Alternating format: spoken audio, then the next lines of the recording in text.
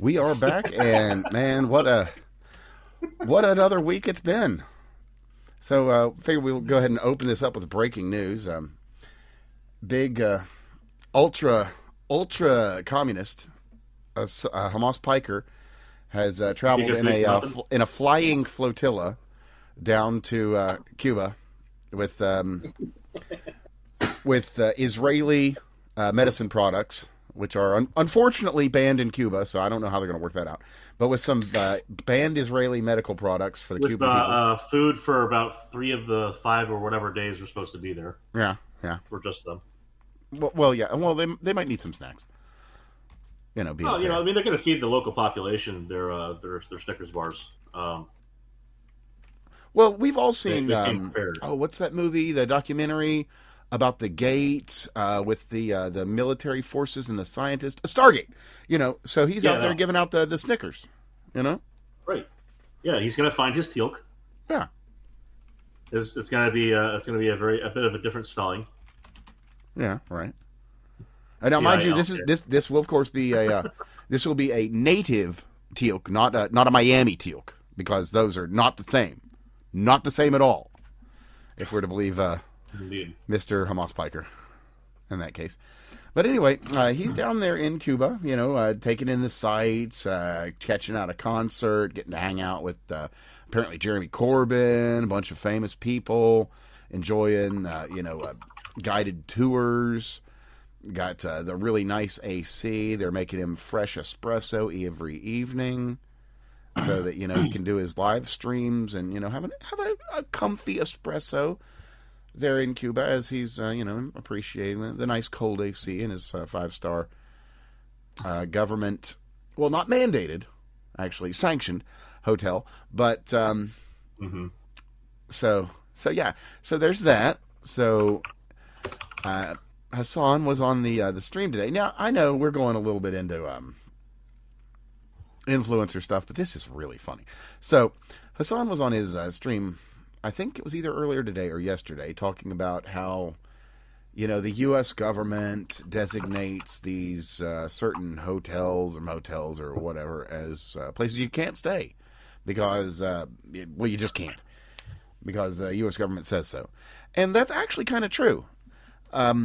He unfortunately explained it backwards because he's very dumb, and there are ones that you can't stay at because they're actually allies of the Cuban state, as opposed to they're approved by the U.S. And unfortunately, Mr. Piker made the error of staying at one of those sanctioned places, so he could potentially be facing $25,000 in fine and numerous years in jail, depending on how things play on his return. And you'd think, oh wow, that's rough. I mean, that's a pretty big deal. Gonna happen. Exactly, but we can always be ready to laugh if it does. Well, you would normally say yes, nothing is going to happen. Nothing ever happens. I have no expectations for this, but that's a good place to hold yourself in a situation like this. You should be like, well, nothing's going to happen because nothing ever happens. Well,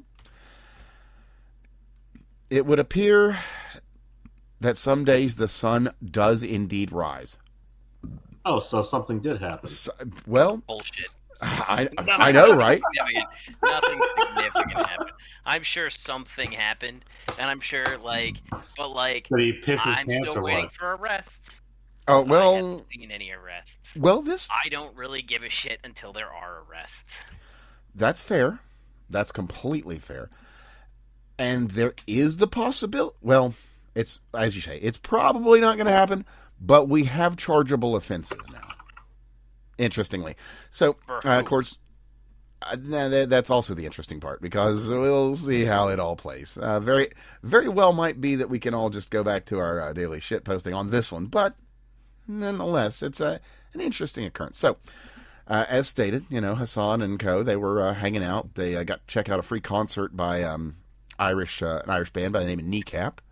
That's apparently under investigation for some free speech violations, which is bullshit. But either way, they've got they're a very vocal band. I don't know if they're an Irish band, but I think they're one of those Irish bands that hates Ireland and wants everyone Irish to be replaced by immigrants. But whatever.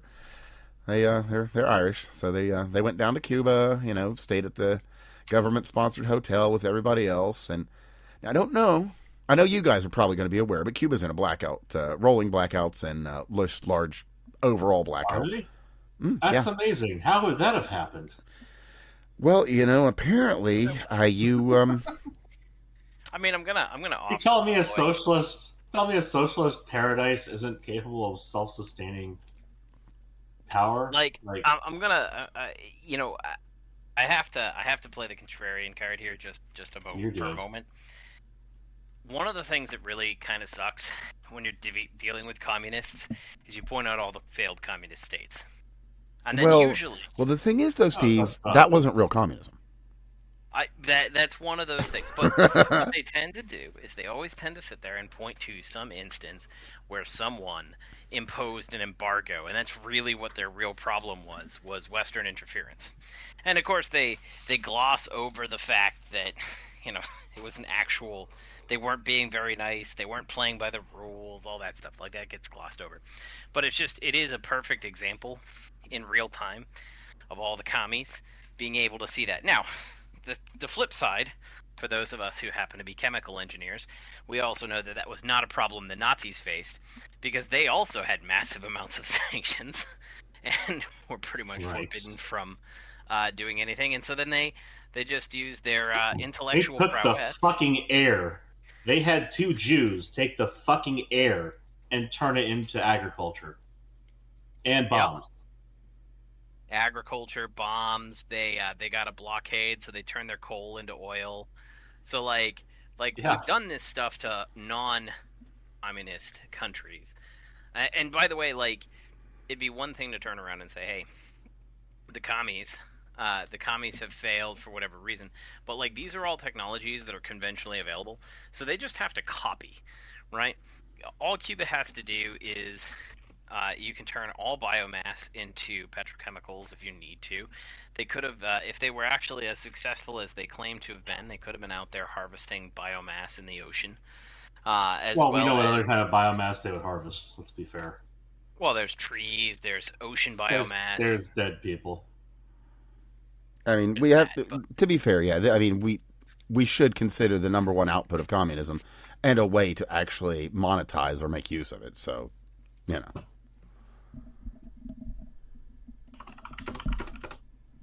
But it is one of those things that it really irks me whenever we do interventionism in this capacity, because fundamentally we basically give them a talking point for free.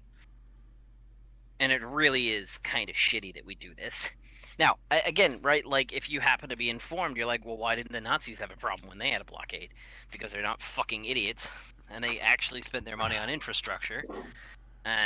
Or by that same notion, isn't Russia sanctioned by everyone right now? There's a lot of other places that you can point to and say, hey... Oh, yeah, if you're not completely retarded, you can actually just make it work. So there's another thing to say here, and there's actually kind of the genius of Trump's move behind it, is the Cuban civilization now has an open market on the private sector.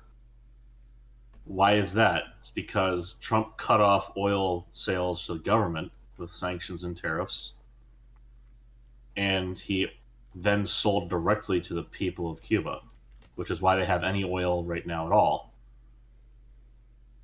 And so their stock market doubled in size overnight. Literally overnight. No, that's silly capitalism raising poor people out of poverty. There they go doing it again. Right. So that's what's happening in Cuba. When he says we're going to take Cuba, Cuba's probably just going to say, yeah, you know what, we should just join the United States.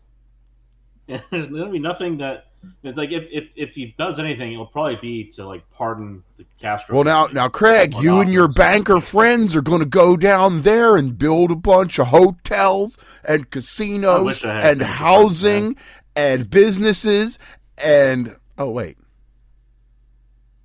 Isn't that what they already have? Yeah. No, new housing and new businesses and new hotels and new casinos. Oh, money, right. And it'll flow in instead of being held by the Castro family.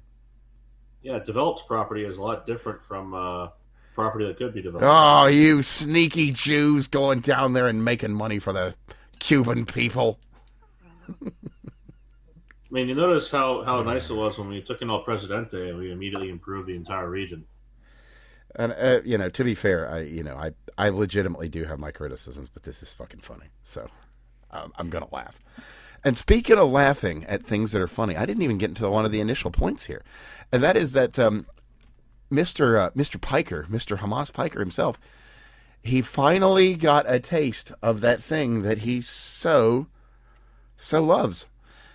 He got rationed. See, he's been down there in Cuba, and he's been doing a lot of streaming. Well, Cuba doesn't necessarily have quite the infrastructure as many of the other developed places in the world, believe it or not. And AT&T, well, they said to Hamas Piker there, you've used more than your fair share, and brother, we're going to have to appropriate the remainder for the people. And well, he's none too happy that AT&T cut off his data. Uh-oh. Someone's a member of the proletariat. Oh, so sad. So sad for Mr. Piker. But sadder still is that's just funny. What is not fucking funny at all, and what I was actually talking about with Steve there for a moment, is unfortunately, consequences and actions are directly related. So, as stated previously, Cuba's going through rolling blackouts and incredible power issues right now, to the point that reported by somebody by the handle of @GoodVibePolitic, they were talking about here. I'll just read it directly. There's something supremely saddening and enraging about seeing a hospital running on bare minimum power, thinking about dialysis patients, babies in NICU, and others in Cuba. This is a blockade of death. Well, call it what you will. Fair enough. If you agree, if you don't agree, I mean, the truth is, yeah, they're running on reduced power. To which they followed that up just overnight last night with a friend in Cuba just noticed me, a friend in Cuba just notified me that every single patient in that hospital that was on ventilators tonight died. I don't have words. Now, what happened yesterday is nothing new from the governmental side of things, from the blockade side of things, from anything involving any official capacity of the United States of America. So nothing changed. They could have continued going as they were, unless some external force was to act on the availability of that power. Well, you know that flotilla, that flying flotilla of e-beggars that made their way down to Cuba? Well, that kneecap Irish group, well, you know, they thought it'd be cool to do a concert in the limited resource availability climate of Cuba. Well, they went ahead and did it anyway because, you know, the Cuban government, they know what's best for the people. And the people, well, they need a concert. And they got a concert. Code Pink needed a concert. They did. Code Pink had to make sure that happened. And, you know, the CCP, they can only spare so much money when, you know, there's only so much energy. So there's only so much they can do to supply for these Code Pink folks that they do support. And what's the word? Not encourage. Back. But I can't remember the exact one. Because they are, like, actually financially tied at the hip to Code Pink, the CCP. If you weren't aware, just as a by the by. But anyway, they had this. Funny, but anyway, Kneecap does their thing, has their concert there for all of the paid influencers and paid propagandists, and you know, Hassan there having a good time. America, and there you go. Yeah, doing their thing, having their bounce house, having their bouncy castle, you know, having their flashing lights, their loud music, all the things you do at a nice little all those things that consume a lot of power. They do. Funny enough, they do exactly that. And you know, that was actually the day of that tweet from Mr. Good Vibes Politic. So that Seems evening, like the good guy club for good guys did the good guy thing. Right? yeah, they seem to have. So anyway, the night rolls around, and we see. Well, there's two things. We'll go with the first one. A Cuba native goes around with his cell phone. He's taking some video. Walks up on the hotel where the sanctioned hotel, I should mention again, where all the e-beggars are staying, and notices that it's lit up like a Christmas tree. AC's blowing ice cold. All the lights are on, even the externals. Got the place looking fresh. Because that's what you do. You gotta make it look good when you got your e-beggars and your propagandists coming to town, and by golly, it does. Well, that's no different than California. Pretty much, yeah, pretty much. But they got the place lit up, looking right. The guy makes a couple of comments about how this is kind of fucked up. That's a fair thing to mention. I bet you there weren't any homeless people at that hotel. I bet you there weren't. That's probably right, I'd say.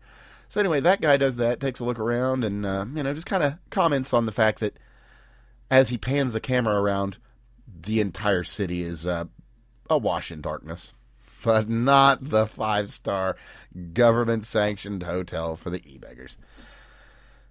But better still than that,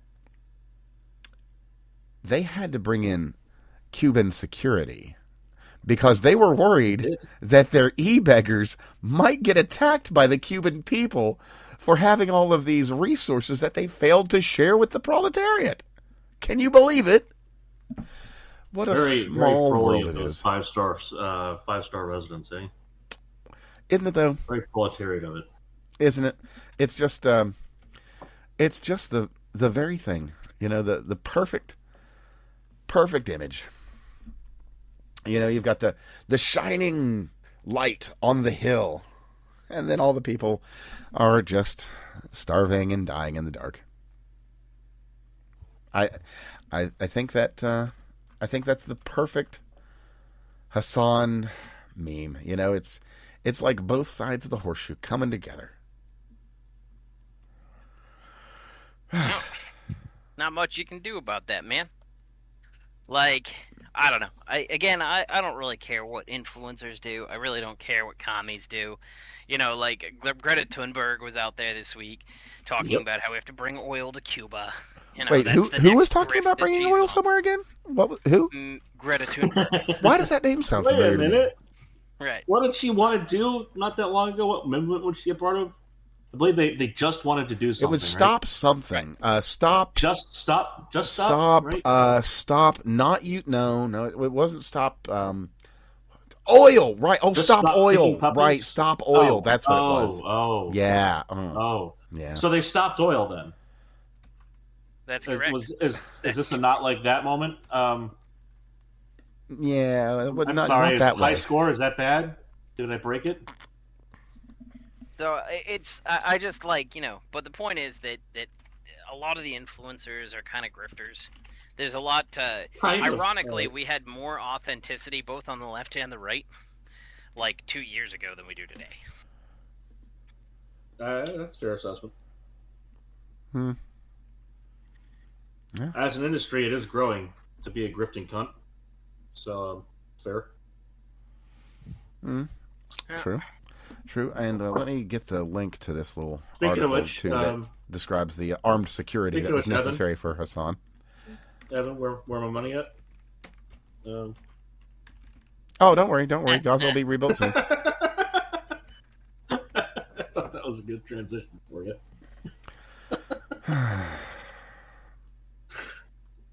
You were saying something. Well, I mean, I wonder... Well, everybody's heard, so I'm just going to mention it real quickly. But Donald Trump had something untoward to say about a piece of shit that made the whole world worse by being alive. Yeah. That's pretty much my whole commentary on it.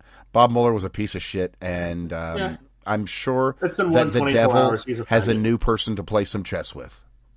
Mueller, she wrote, right? I think that was what it was. They kept saying Mueller, she wrote. Mm-hmm. It turns out wasn't much. Not a whole lot was written there. Anyhow. Well, yeah, someone the of only actual import died. and that's it true. wasn't That's Miller. true. Did Now- they though?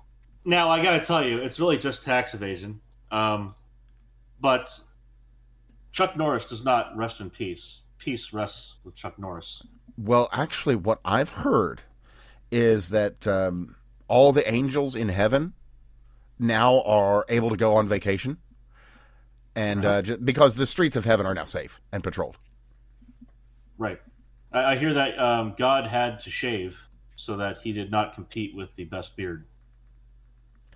There are people who are saying this. That's true. It's true. In fact, he had to trim it to be just have the same look, but only ever so slightly smaller. Well, classy. As classy. as a creator deity would do. In respect for a man like Chuck Norris. And speaking of creator deities and respect, we should probably bring up something that is a pretty big deal. In the field of the terminally offended. Because, well, I've got some bad news for a certain subset of comics fans. You see, old bats, not you bats, the real bats. Yeah, you bats. Fuck you. Well, I mean, he may be. I don't know, but old Bruce Wayne. It's basically been confirmed that he is 1,000% tradcath. So Frank Miller and Chuck Dixon were basically just kind of chatting things out amongst themselves, and who was it? The guy that did the Dark Knight series, and Graham Nolan. That's right. And they were just kind of discussing back and forth whether he was Catholic or Protestant, and it's well, I'll just read it here. Graham Nolan and I had an ongoing argument about whether Bruce Wayne was raised a Catholic or a Protestant. I recently conceded to Graham that he must be Catholic. No Protestant ever suffered guilt the way Bruce does. So, there you go. There you go. Batman is a Catholic traditionalist. He might even disapprove. He was Christian. Oh, well, yeah, that's a basic. Yeah. That was already well known, well established in lore. Mm-hmm. But something else that is maybe only pertinent to me and a subset of our listeners or viewers, but it bears mentioning because it was instrumental in some of my own artistic ideas and upbringing. Sam Keith has passed. Mm-hmm. Some of you may never have heard of him. That's fine. He created one of the most iconic comics of the late 90s, early 2000s, and had a hand in another, that being the Max, and then he worked with, I forget the guy's name right offhand, to make Pit, both of which were visually absolutely striking at their time, and told some very interesting stories. But here's another one. He worked directly with Neil Gaiman on the original first few episode run of The Sandman. So it's a name you may not be familiar with, but he's had an outsized influence on culture and has created some truly wonderful things. So rest in peace, Sam. It was a pleasure to have appreciated the art that you shared with the world. All right. Anyway, moving on to better stuff. Well, I don't know if it's better or if it's worse, but it's news. So, if you're a listener here, you're probably familiar with the FBI and Epstein and the fact that things went kind of sideways up until the moment of this show, and probably are continuing to be sideways, if I'm being completely fair. So, Epstein's guy, his top guy, Jean-Luc Brunel, had made repeated offers, to the FBI to completely flip, give them everything, turn on the guy, do everything they need to do. All he wanted was immunity to get everybody from Epstein and the people supplying Epstein and the people, the clients. Because the thing is, a man like Epstein doesn't happen in a vacuum. there's a whole network that's associated and attached to this man. And Jean-Luc Brunel was happy to turn over that network. So the DOJ just didn't bother, and then he was found dead in his cell. Huh. Isn't it a small and funny world sometimes? Very interesting. Yeah, and related to that, because, why yes, as a matter of fact, we have directly related new news in those Epstein files that have been coming out, of which I will note, rather a few lately have, rather a whole fucking lot lately, have been deleted by the DOJ from the archive. It changes nothing, mind you, because all of those have been well documented and backed up, so it's fine. Right. Still annoying, but what we've got here is that, see, the FBI, they actually went and got the hard drive, the prison hard drive that was attached to the security cameras. And, well, they've done a little bit of deep forensics then, haven't they? I'll just read from this Federal Bureau of Investigation official record the pertinent data, and I'll, of course, share a link so that anybody can read the whole thing itself.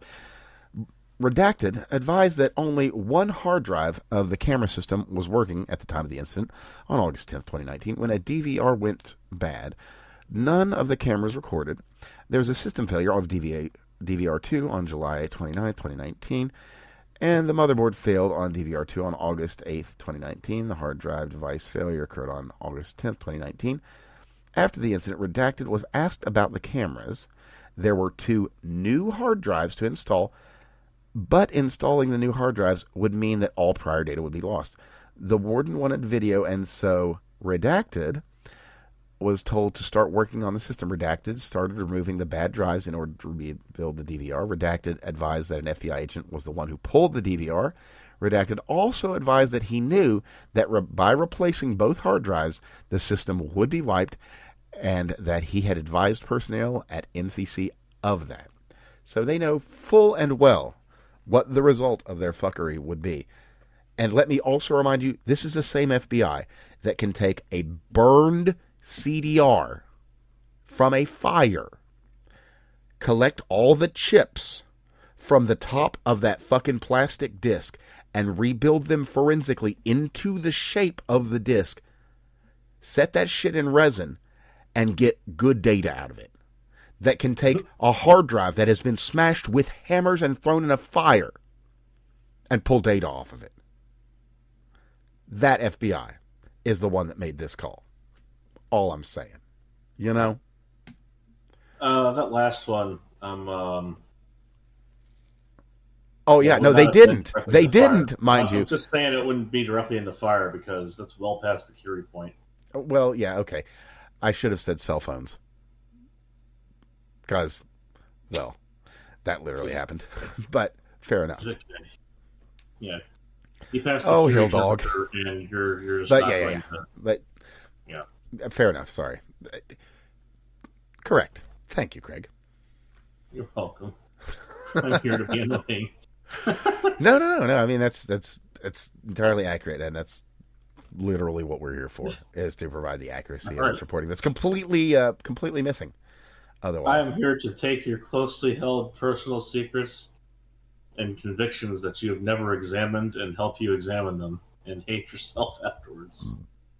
Well, let's see. Man, we got a lot that we could... pedantic. Man, boy, there's a lot we could... I got a lot... How about this? How about we go with some fun, cool, good news? And that's going to be... Let me see here. Who put this order in? Let me see if I can find out. I have a rabbit hole for you to travel down. It's not a very crazy one. It actually is entirely related to the picture I put it just above that. Oh, that's fine. Who put this? Here we go. Out of Virginia? Neat. Well, that's cool. So, Rep. John McGuire, a Republican out of Virginia, has introduced a new act called the Shall Not Be Infringed Act, which, by the name alone, sounds okay. It's not the Free Puppies for the Homeless Act, which, obviously would result in the death of puppies and homeless. So, well, long and short, what this does. Oh shit! I can just read it off. It says here, in his own news release, gun-free zones do not prevent danger. Instead, they make law-abiding citizens helpless victims, as we have fucking said how many times? Anyway, Rep. McGuire said in a news release announcing the legislation, criminals do not care about the law, and it is our right enshrined in our founding documents to protect ourselves and our families. My Shall Not Be Infringed Act allows individuals harmed by a firearm in a gun-free zone to sue the state or locality. So it will put the onus... That seems reasonable. Doesn't it? Oh, this is a gun-free zone. Okay, well, you're providing security for everyone then, right? Oh, you're not? Okay, well, if anything happens, then, I'm going to take you to court. Because that's how every other fucking everything works. It's like, if I go to my fucking neighbor's house and I slip on the ice on their porch, I can sue them. I'm probably not going to because that's shitty. But I got a thought on how that would go down. One of the directions it can go is an addendum to the signs that say gun-free zone. Underneath, enter at your own risk. Mm. You can see the legalese shortcut. The lawyers are just going to be like, we need to go ahead and enforce indemnity. Just enter at your own risk. Walk outside at your own risk. Well, I mean, that is your personal property at your own risk. This is the appropriate path for conservative and Republican folks to go, because one of the problems that you have is the progressive creep. The progressives are constantly and fervently after, whatever legal avenue to get their policy across, and the Republicans are kind of pussies and don't really do that. And so you have what is policy creep. The progressives will get a very, very tiny win, and then they get another tiny win. And eventually, the long march through the have your policy eliminated. So, the appropriate thing to do here is that sucks. Sorry, I'm tracing electrical right now. No worries. The appropriate thing to do is to introduce something that does basically counter their stuff. So, they turned around and the left instituted a bill that allows you, or they tried to pass a bill that allows you to sue gun manufacturers for mass shootings and mass shooting related deaths. Right?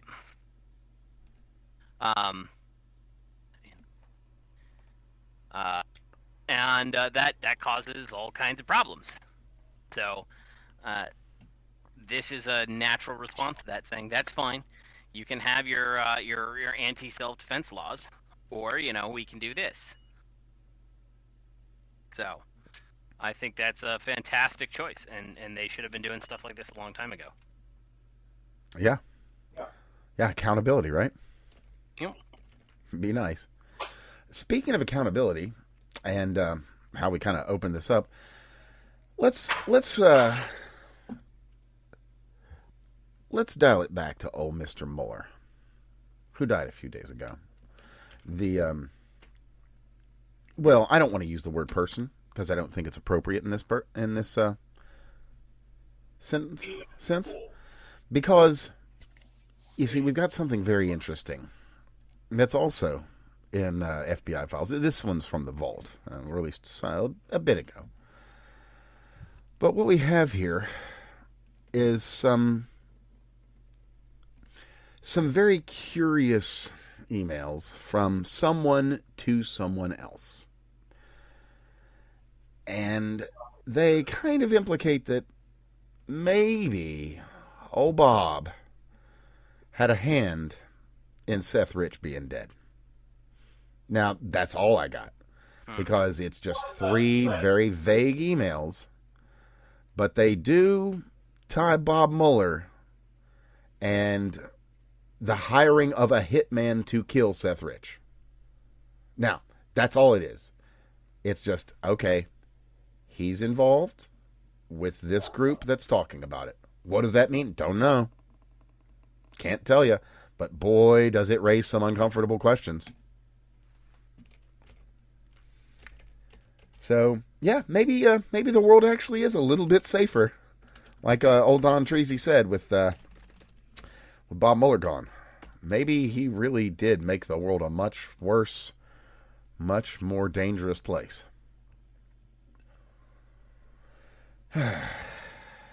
Oh, you know who else does that? Cartels. So, here's a fun one that... so, interesting update out of Montana, of all places. The Tribal Council. Yes. Yes, the Belknap... cartel-laden lands of Montana.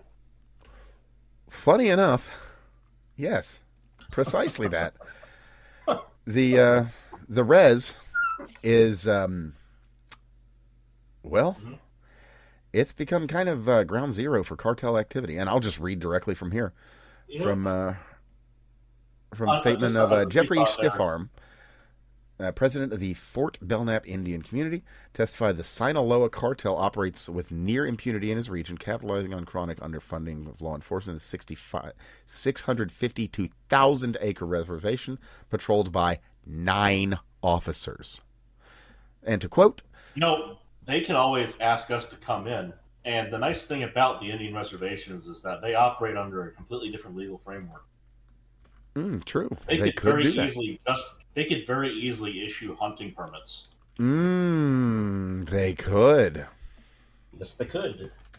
And as long as you're within the boundary of their land, their laws would rule. I mean, they might be able to issue letters of marque. That's what I'm talking about. As long as you're within, the confines. If you come in, let's be fair. They could easily issue a reward per pelt or skin that you bring in. Or maybe we'll want to respect history. Maybe we could ask them to bring in some scalps. Just saying. That's what I'm getting to, man. That's what I'm saying. You could have a cartel rug. Not that it would be. And let's be real, some cartel dudes getting scalped, that would send a message that they're unused to receiving from Americans. Let's be real. That would send an original American message, would it not? Yeah, absolutely.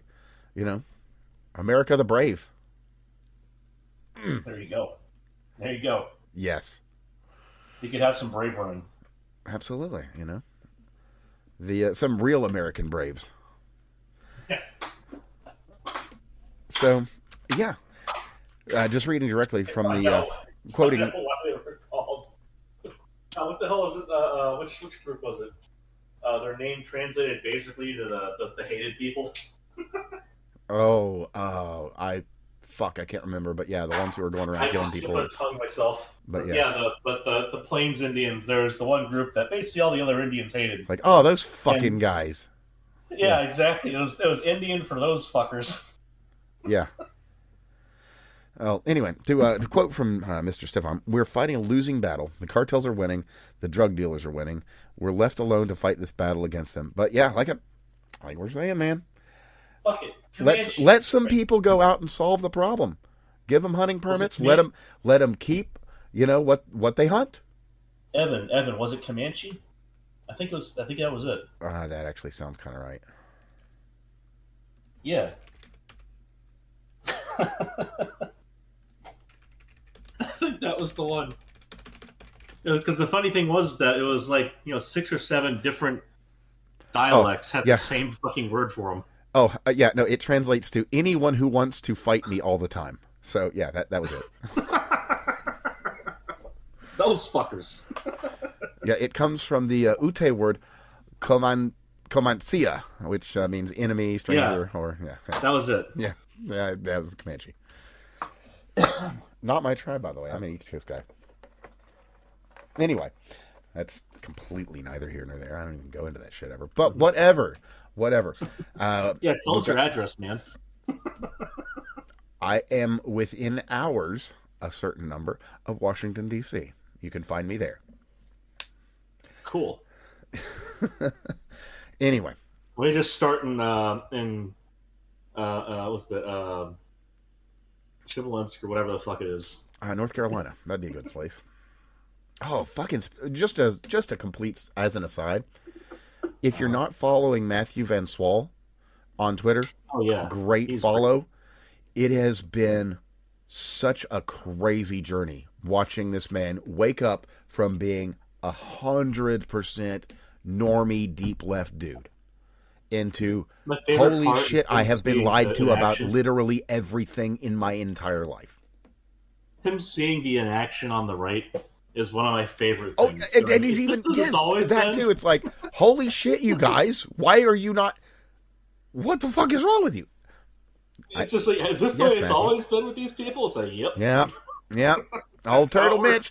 Now slow it down, liberals. We'll let you do it. You're going to take a little longer. They do it by not doing shit. Mm-hmm. It's like, how are you guys not angry? Oh, we are. Yeah. Yeah, you're getting it. You're getting it, yes. But yeah, as a quick aside, great follow. It is the misadventures of the man who just began noticing things. Yeah. It is, and it is wild. Anyway, so we've mentioned two upstarts in local political races. One which we've pretty well said is a good guy.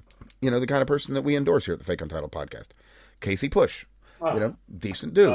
He's had a couple of moments of some maybe questionable ideas, but overall decent guy. Now, down in your neck of the woods, there's another fella that we've mentioned a number of times that, where Casey Push has had a couple of maybe questionable ideas, but overall on the money. James Fishback has had a couple of good ideas, but overall not on the money. He hasn't really had any great ideas. He's probably two. You know, let's be fair. I don't think so. Well, you're down there, so you know I'll defer to your expertise as a Florida man. My expertise is that he is barely on the radar joke, and he is his campaigning is not for state or federal office. It's for a completely different thing. Oh yeah, he's campaigning for a podcast. Yeah, pretty much. Where you've got Casey, and he's also doing so because he's in massive debt. And that's actually what I was wanting to kind of segue into, because Casey has the recent declarations and his getting dropped as lawyer. Yep, yeah, that's exactly what I was wanting to talk about. Okay, yeah, that's fucking great, isn't it? And they still haven't figured out who could it have been who set his property on fire. This guy's a nutcase. So James is already in a bit of a bad situation because he's kind of got a lot of legal judgments hanging over his head that he's just flat out lost. So he's got a lot of money he's got to pay out, and so he thought he would defend himself against some of these things and put out a call to get some representation. And he did. He was able to secure representation. Oh, did he? Now it wasn't like these ones you hear on the TV at 1 and 2 a.m. If you don't win, you don't pay. It wasn't that. Maybe he thought it was, but it most certainly was not. So, let me see if I can find his actual tweet, because he put it out himself. I can't find his actual one. But the long and short, here it is. Yeah, okay, I'll just put a link to James Fishback's actual fucking tweet on this shit, because who better than the man himself and his own words? So, he lost my case. Why on earth would I pay him for losing? Jim Bob. That's not how it works, brother. That's not how it works at all. Either. When you hire a person, think it hard and say it less. Bruh. He hired them for a job. They did the job. Bruh. And now, I mean, you want to talk about a joke. This dude is a folded in half fucking joke retard. I swear. Guy's a $3 bill. Just, it's something. It is absolutely astounding. Just how dare you? Just how fucking dare you, brother? You've got so much nerve. So much nerve. But with that, I've got a great segue into the literal opposite of somebody just doing the right thing. So, and this is just in the last few days. So there's this Mexican guy. I don't know exactly where he is. And probably in the South, Texas thereabouts, because that's where you find a great deal of those communities. Anyway, he's got his. He never really went through all the hoops and all the steps until relatively recently. Not, yesterday, the day before. He actually did start doing things once he saw that the world was changing, which is the right thing to do in the situation. The best right thing to do is to go ahead and get started right away and don't come here illegally in the first place. But, okay, fair enough.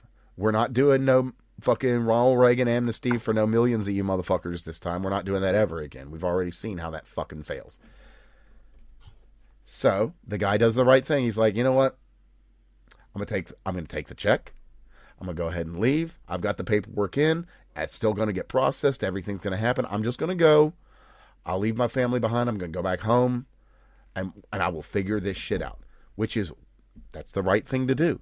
You go home. You figure it out. You don't put yourself on the no list. You get a nice little paycheck. And you got a chance to come back. As a matter of fact, I think, I could be mistaken, but I believe the ones who do this actually do get some sort of mild preferential treatment. But, correct me if I'm wrong on that. Either way, this guy, he does the right thing. He's like, all right, I'm going to leave. I'm going to do all the thing. We'll go ahead and fill out the paperwork, do the thing, come in through the right doorway, do the whole thing. And 2 weeks later, he gets his permanent residency approved. And he comes back home and he lives with his family because he did the right thing. And he did things the right way. He may have fucked up in the beginning. He absolutely did. And he did do the wrong thing.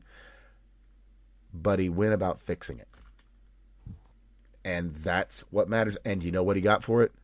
He got the best payoff a man could ask for. Everything he ever wanted. He gets to come back to America and live with his family. All because he did the right thing. What a funny world. So, there you go. I mean, like I said, just do the right thing. You might be surprised at the providence that the world has for you. And speaking of providence, there was this strait over in the East Hemisphere where a lot of products happen to travel through. And there's, surprisingly, a little bit of issue with products traveling through there. He's not too warm. He's fine. There you go. But,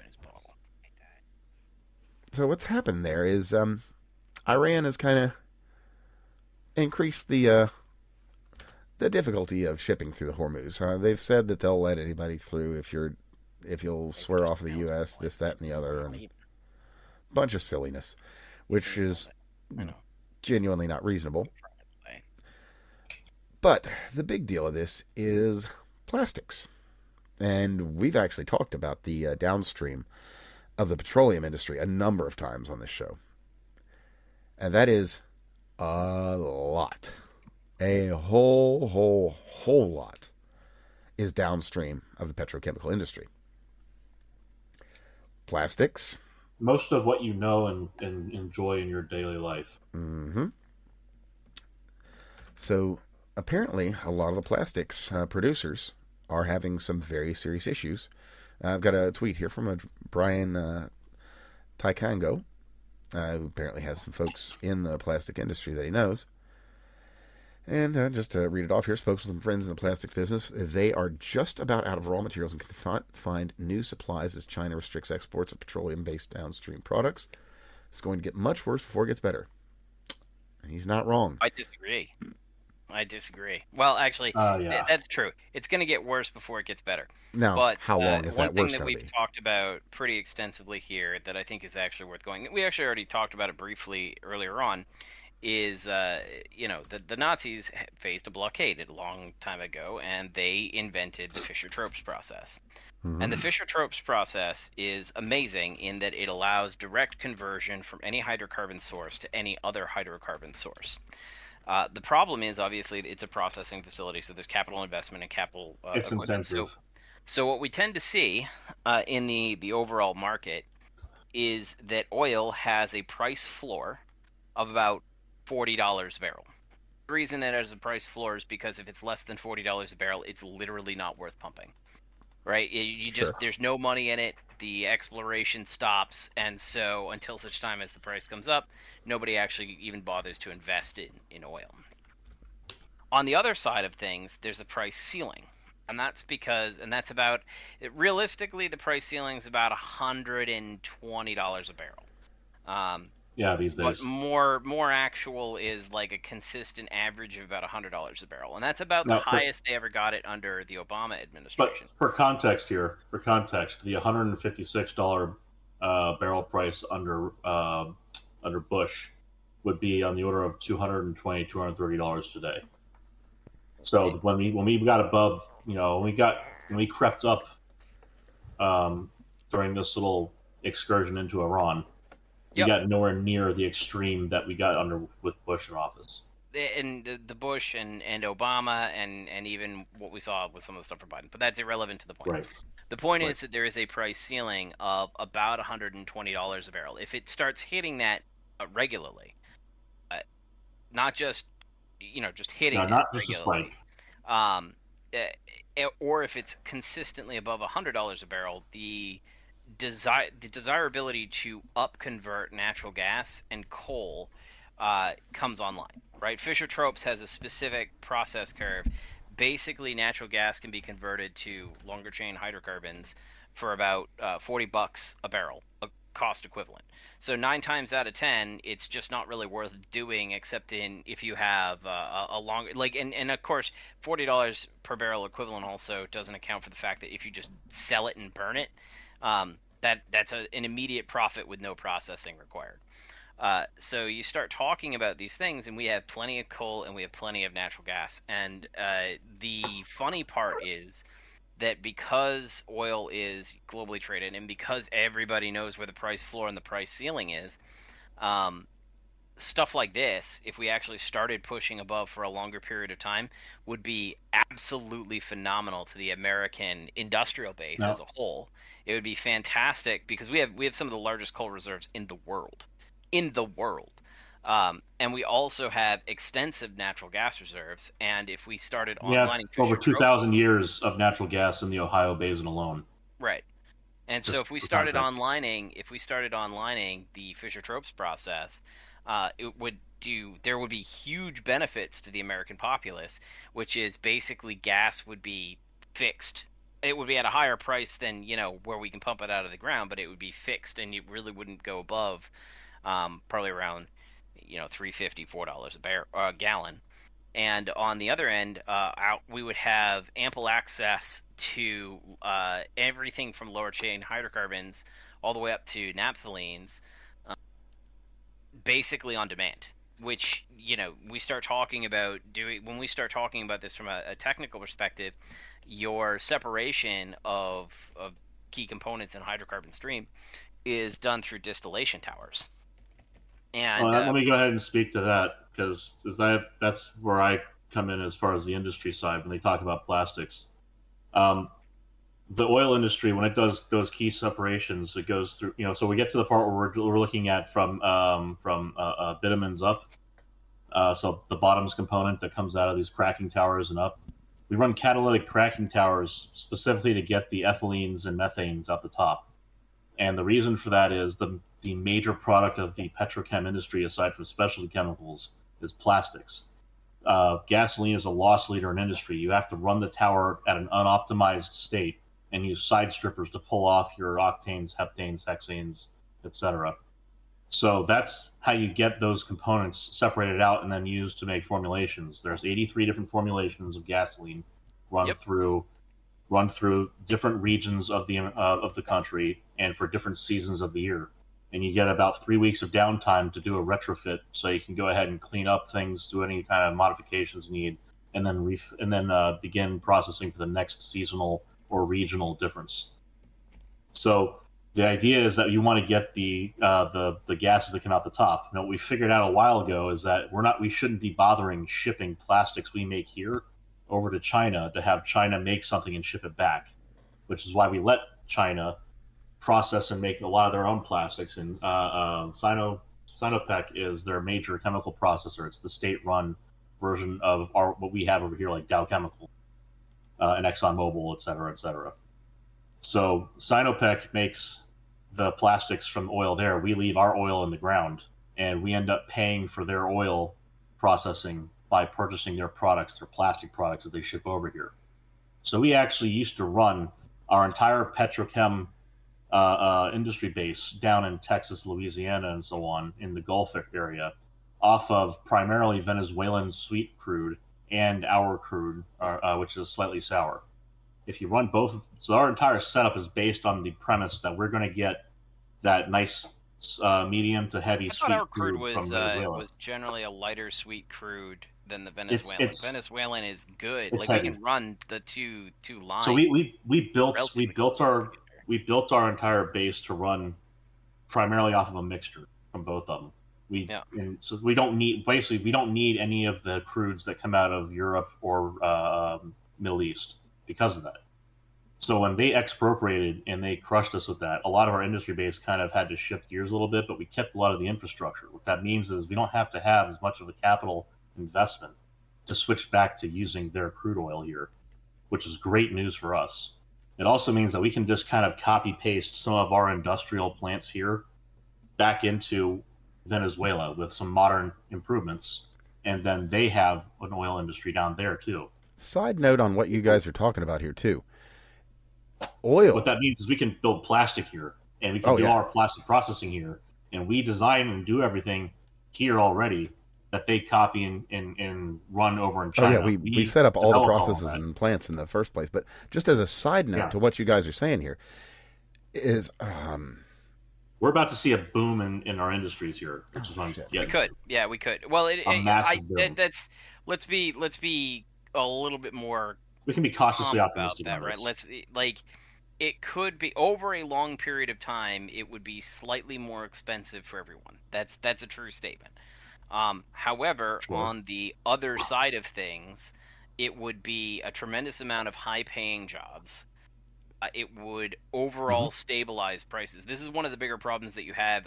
There's a chart that goes around all the time when the commies want to talk about how bad things are under capitalism, and they always bring up this chart, and it shows income versus cost of goods, essentially. Or what is it? It's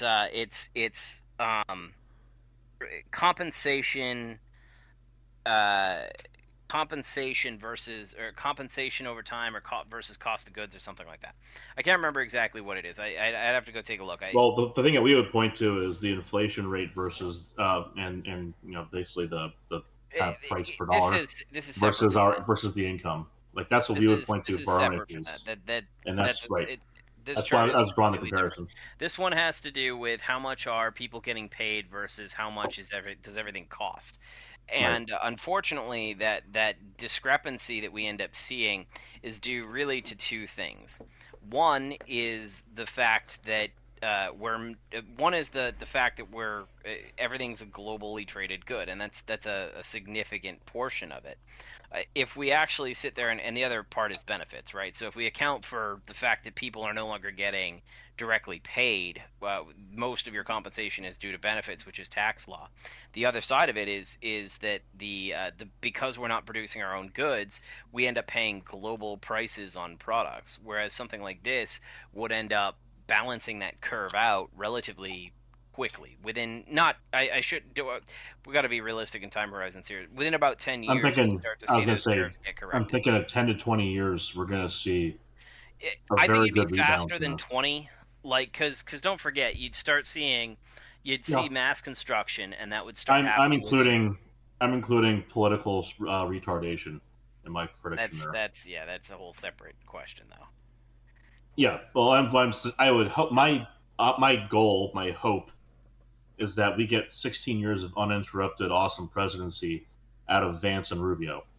Yeah. My expectation is that's going to be so fucked with that it's not going to happen. But I'm allowed to be a hopeless optimist, and I am.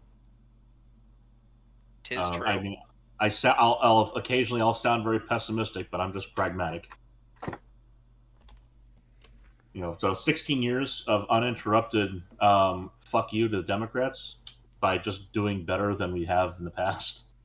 That would be amazing, and that is well within the 20 years. I would predict if we had Rubio or Vance president after Trump, I'm thinking 5 to 10 years versus 10 to 20. But if we end up with an interruption between the two of those, or they get assassinated, God forbid, or what have you, like I see that there's going to be disruption from a bunch of obstinate obstructionists who don't want to see the country do well, who want to see China rise.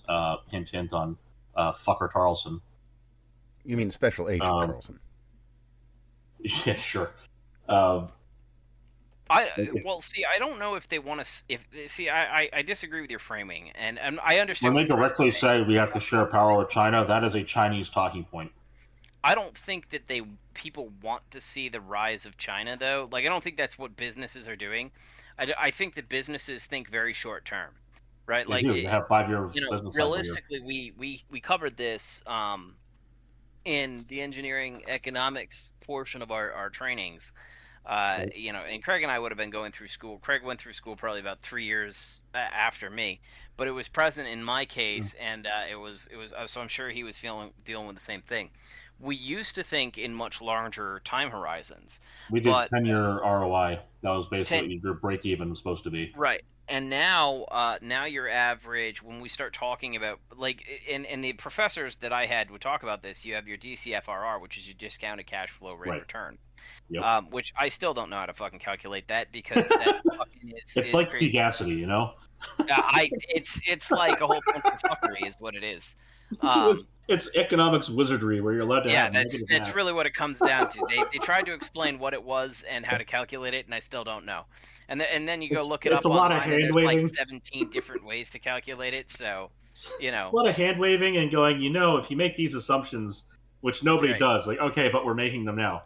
Yeah. But if you don't do that, then these things break, and you have to do it a different way with longer equations. And like, what do those equations have? Well, they have other assumptions that you can't make. And I say, well, why can't we make them? We're making these. Yep. Anyway. So it's a constant fuckery of terrible awfulness. But what is true about the DCFRR is that it provides a benchmark. A lot of businesses use it as a benchmark to see whether or not it's worth investing in things. Right. And so we used to operate in the general market on DCFRRs of around 5 to 10%. But basically, modern businesses are not willing to put capital at risk for anything less than like a 20 to 25% return, which is part of the. Why is that? Well, that's because if I'm a financial company, and we've seen the rise of financial services here, if I have to build a plant in the United States, there's a whole bunch of associated additional risk that goes into that calculation. But if I have to build a plant in the United States versus just buying the product from China, unless I have an insanely high profitability, the reality is the Chinese will set up their own plant in their own country producing the exact same good and shipping it over here for 20% less. So there has to be a massive market that's already available and in demand, and the plant has to come online very quickly in order to compete. Now, allow me to point to the examples of the chip fabrication plants that we are building here.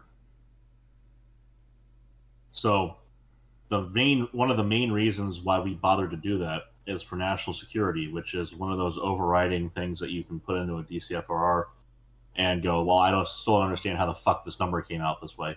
And partly it's because there are these hard bounds on what we can do as far as a financial incentive versus an artificial change in the market. The artificial barrier in this case being that we do not allow chips from China to come here for certain applications. We require them to be produced either here or a place we trust that we've effectively taken over anyway, like Taiwan.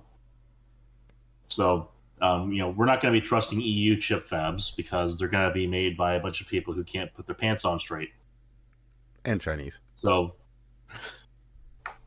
right, because they fly them in. If you remember the whole entire issue of Northern Italy getting COVID way faster than the rest of the EU, it's because they all came directly from fucking Wuhan. Funny old world. That's what it is. Yeah, so we're going to be building fabs here, a couple of them in Texas, a couple of them in a couple other states. They're already, ground's already broken. They're already happening. I mean, the largest fab, I think, in the United States is right down the road from my house.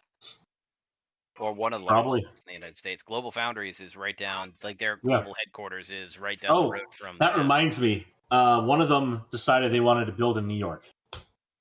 Because someone was a fucking idiot. It's not a knock on the rest of the state, but between Albany and NYC, somebody wanted to build up there, and they're still dealing with... There's a lot of reasons why they wanted to... They're still dealing with the ecology reports for this...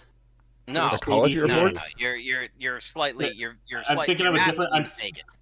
I'm thinking of a different project. Lives here and has the I'm thinking of a different project, but there's something up there that they were trying to build. They're still dealing with the fucking state EPA like 6 years after they tried to start it. It's definitely not a chip plant. We actually I fucking had this. Where is it? No, go on. And realistically, hold on. Oh, we're having poops. Big, gotta deal with the enormous poops. Got to deal with the little one, of course. Yeah, but I'd love to. I'd actually like to hop on this because this is my state. The short version is, and I'll put them down for a moment. The short version is actually New York is going to, I think, be very favorable for growth in the future, and part of that's because, well, we decided to follow the Democrats' path that they laid out, and it's kind of blowing up in everybody's faces. So energy costs are skyrocketing. The green intermittency is kind of off the charts. Which, by the way, I do have something for the I saw this. Somebody else, I gotta give them credit for it. Somebody else said that the appropriate way to account for green energy and cost calculations is not as a source of energy, but as a fuel alternative for currently conventionally available sources of energy. And that's a much better accounting way of looking at it. You know what it might have been?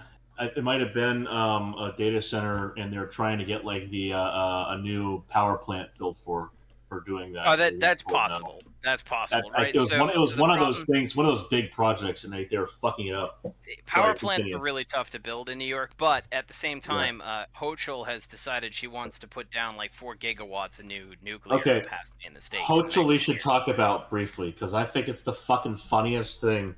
I will be back in a moment. I gotta go. All right, I will wait for you to come back with a poop-free baby, because this is fucking worth it. Oh, absolutely. In the meanwhile, I will bring up what I had mentioned a minute ago. Special Agent Carlson. If it weren't for somebody... his daddy was in the CIA, yes. Well, that actually wasn't what I was going to at all. I was actually going to say that everybody... And he's probably a CIA plant. Yeah, maybe. Also, not what I was going to go with. I was going to say that everybody should go out there and give PsyOp Anime a follow, because they're doing some really, really cool stuff. And specifically on this... some very funny summaries. Mm-hmm. And they actually touched on this one, fucking weebs, which I will include. It's like about a minute long little anime clip, and it is excellent. And, well, the long and short is, maybe Tucker's really our guy. So check it out. That'll be in the links below. I don't fucking think so. Well, I put the links in the staff chat so you can check it out yourself, because it's fun. Either way, though, you know who isn't our guy? I saw him talking with people, and he's just not our fucking guy. Anyway. Go ahead. He was not our guy. Well, one of the programmers at Roblox. And I probably don't even need to tell you why. Saying Roblox alone probably tells you everything you need to know. So I explained this to... So this was asked about me when I was... So I won't go into the details of the family matter that's at issue right now, but I was visiting my uncle, not doing well. Sucks what it is, but it was brought up, the mention of Roblox and how I said, yeah, family members need to get off of that. Do not touch. And they were like, why is that? And I mentioned the pedophile problem they have, and I said specifically, and this will link this right back, that it's not that the pedophiles are there because the pedophiles will go where the kids go. That's just what they do, and that's not the direct issue at play, because everybody should be looking out for the kids and looking for the pedophiles to get rid of them. Well, exactly that. It's like, oh, okay, so you've got some unsavory people that are parishioners in your church. Well, that's not great, but, Exactly. Unfortunately. But they're there, to look for them, and you expect that to happen. The issue at Roblox is that they are protecting the pedophiles in their midst that are going after the kids, and they're fucking employing them. Which brings us right back to this. So, on that note, out of Louisiana, we have the state police arrested in New Orleans a fellow with 40 counts of pornography involving juveniles under the age of 13 and possession, trafficking, or importing a child sex doll. So that was where we can stop, and we can also say this. For all the pedants out there who would go, pedophile, no. This guy's a fucking pedophile. Yeah, under a pedophile's 13. Pedophile, there you go. There's your thing. If you want to be pedantic, actually not a heeb. Actually pedo. Yeah. There you go. There you go. Oh. So caught, has the counts. Prison? Buried under the prison? Arrested. So arrested. Let me see. This is as of the. So basically, this is as of the 20th. So things are gonna take a minute for it to all process. But we're not talking about New York City. We're not talking about San Francisco. We're not talking about fucking Detroit. So this guy's actually going to go away. Good. Fuck him. Get rid of him. And that's what needs to happen. These people. I don't want these fucking pedophiles to be out and around. Yeah, it's not the kind of world in which such a thing can be allowed to exist. Yeah, exactly. We don't live in that world. Another thing that can't be allowed to exist and never should have been in the first place was the deposition of the Lion Assad. Syria was a better place when he was in charge. That's just the long and the short of it. Here's the thing, and this is going to include the counter argument. Go on. I think in brief, it's pretty simple. Yeah, he was killing his own people. He died, and more deposed. People died.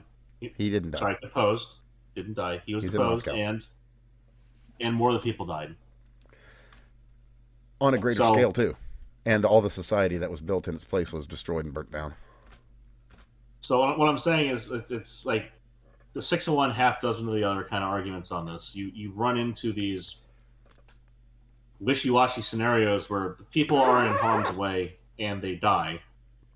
And you have one person who wants to kill part of them, and you tell him to fuck off, you depose him.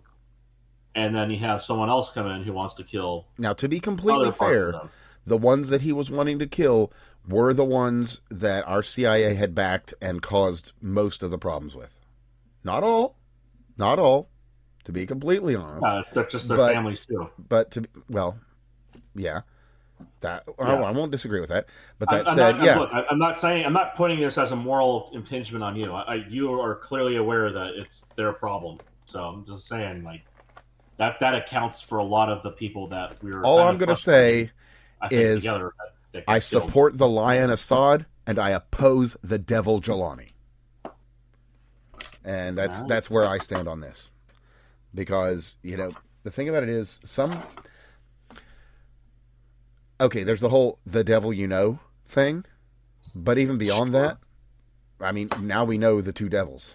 And Jelani is a much more evil man, much more destructive, and much more hurtful to innocent people. Period. Which tells me that neither one of them should be in power. Well, the thing is, we didn't get to see what Assad was like when he wasn't being actively opposed by intelligence agencies that just hate him because he's over there. So you sound like the commies.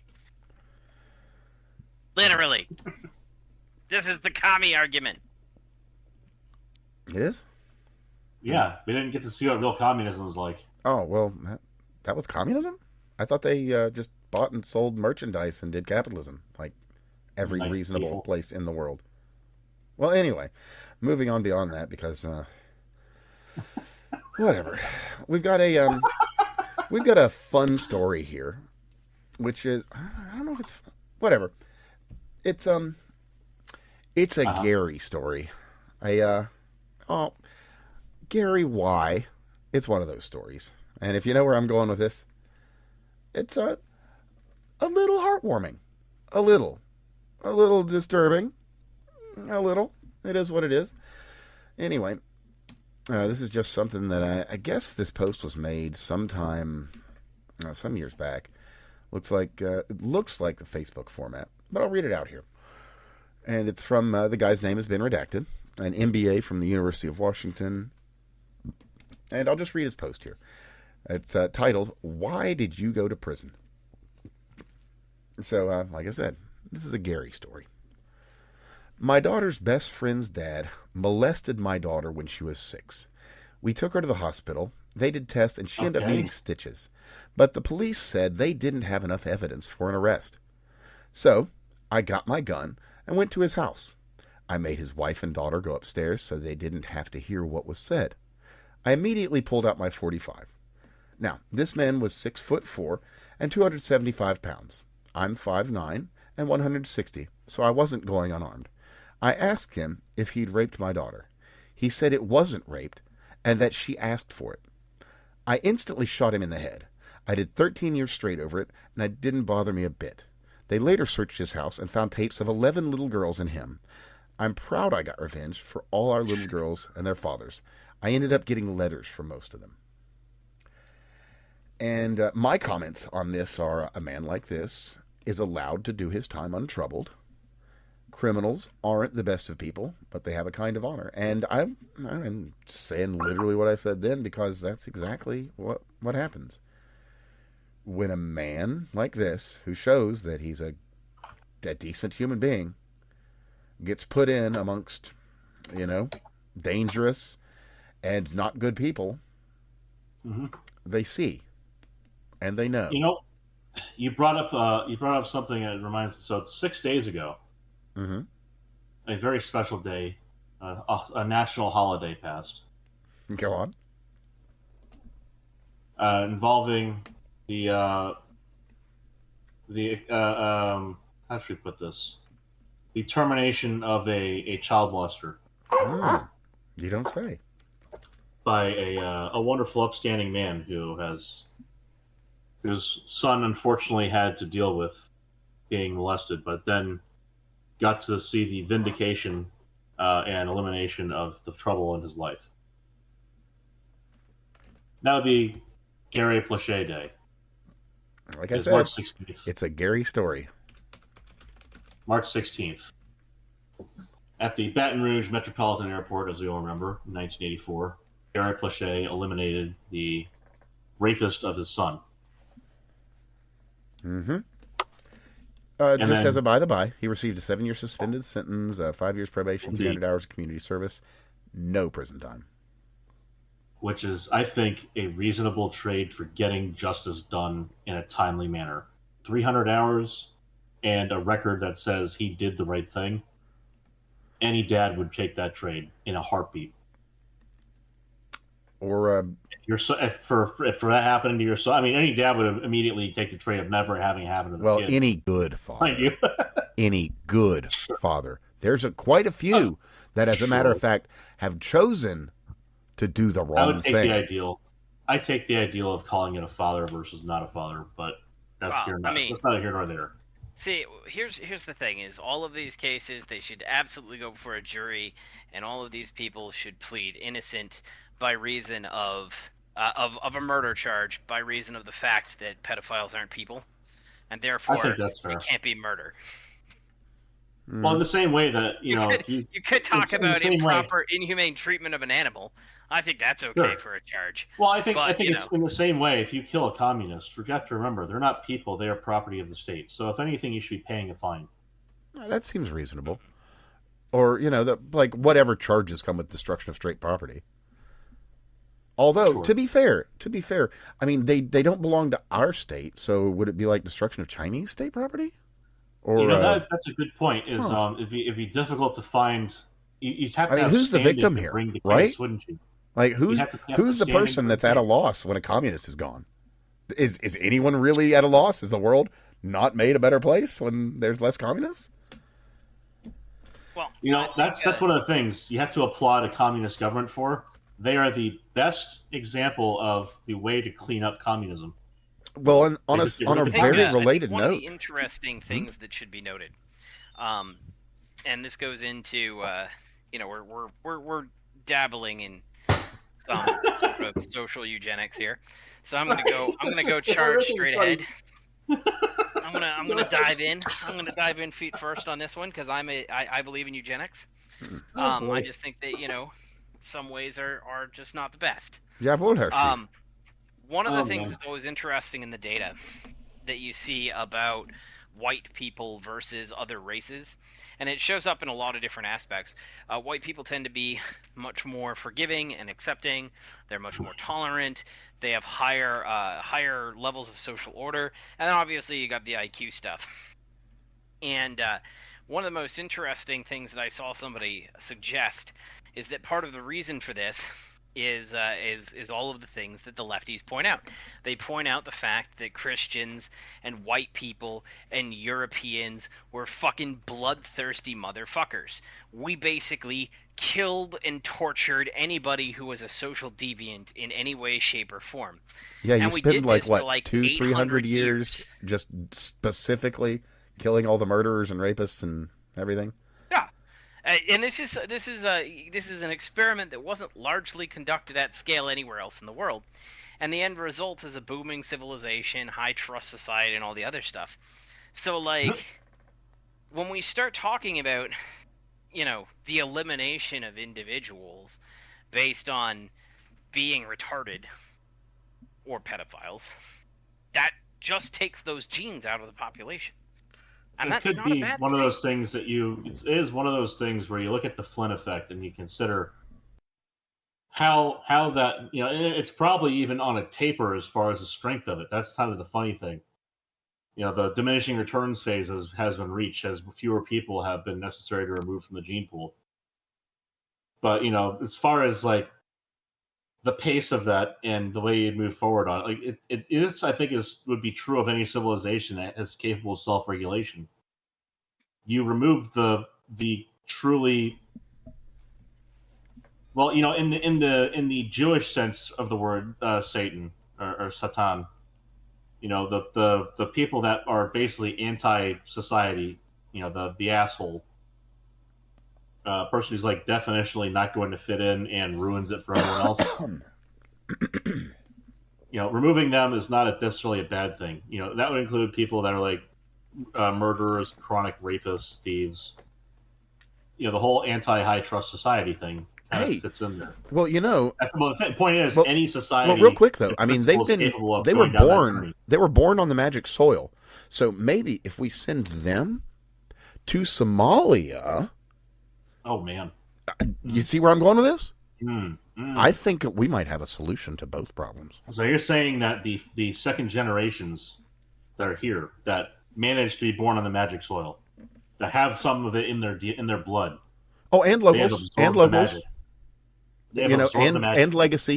Just saying, legacy as well. You're saying over the course of a few decades. And for the children that they have born here, they have absorbed the magic of the land. Mm-hmm. And well, that's how we're told it works.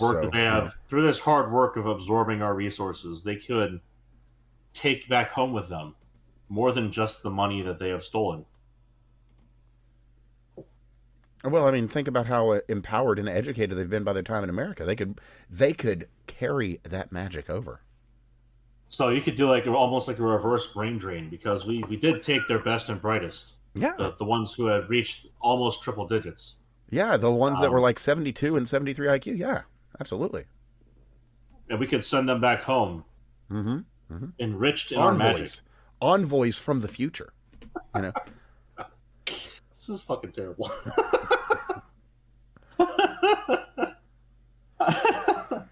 Well, no. So speaking of this, exactly, the FBI recently decided they wanted to know a little bit more about some stuff going on up there in the Minnesota area.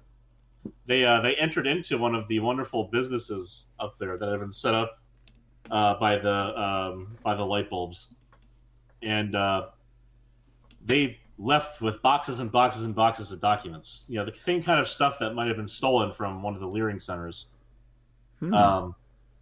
Yeah, so I am hoping that we get some traction on that. I would love to see what the FBI digs up, because I know that they're not just interested in specific instances of fraud here.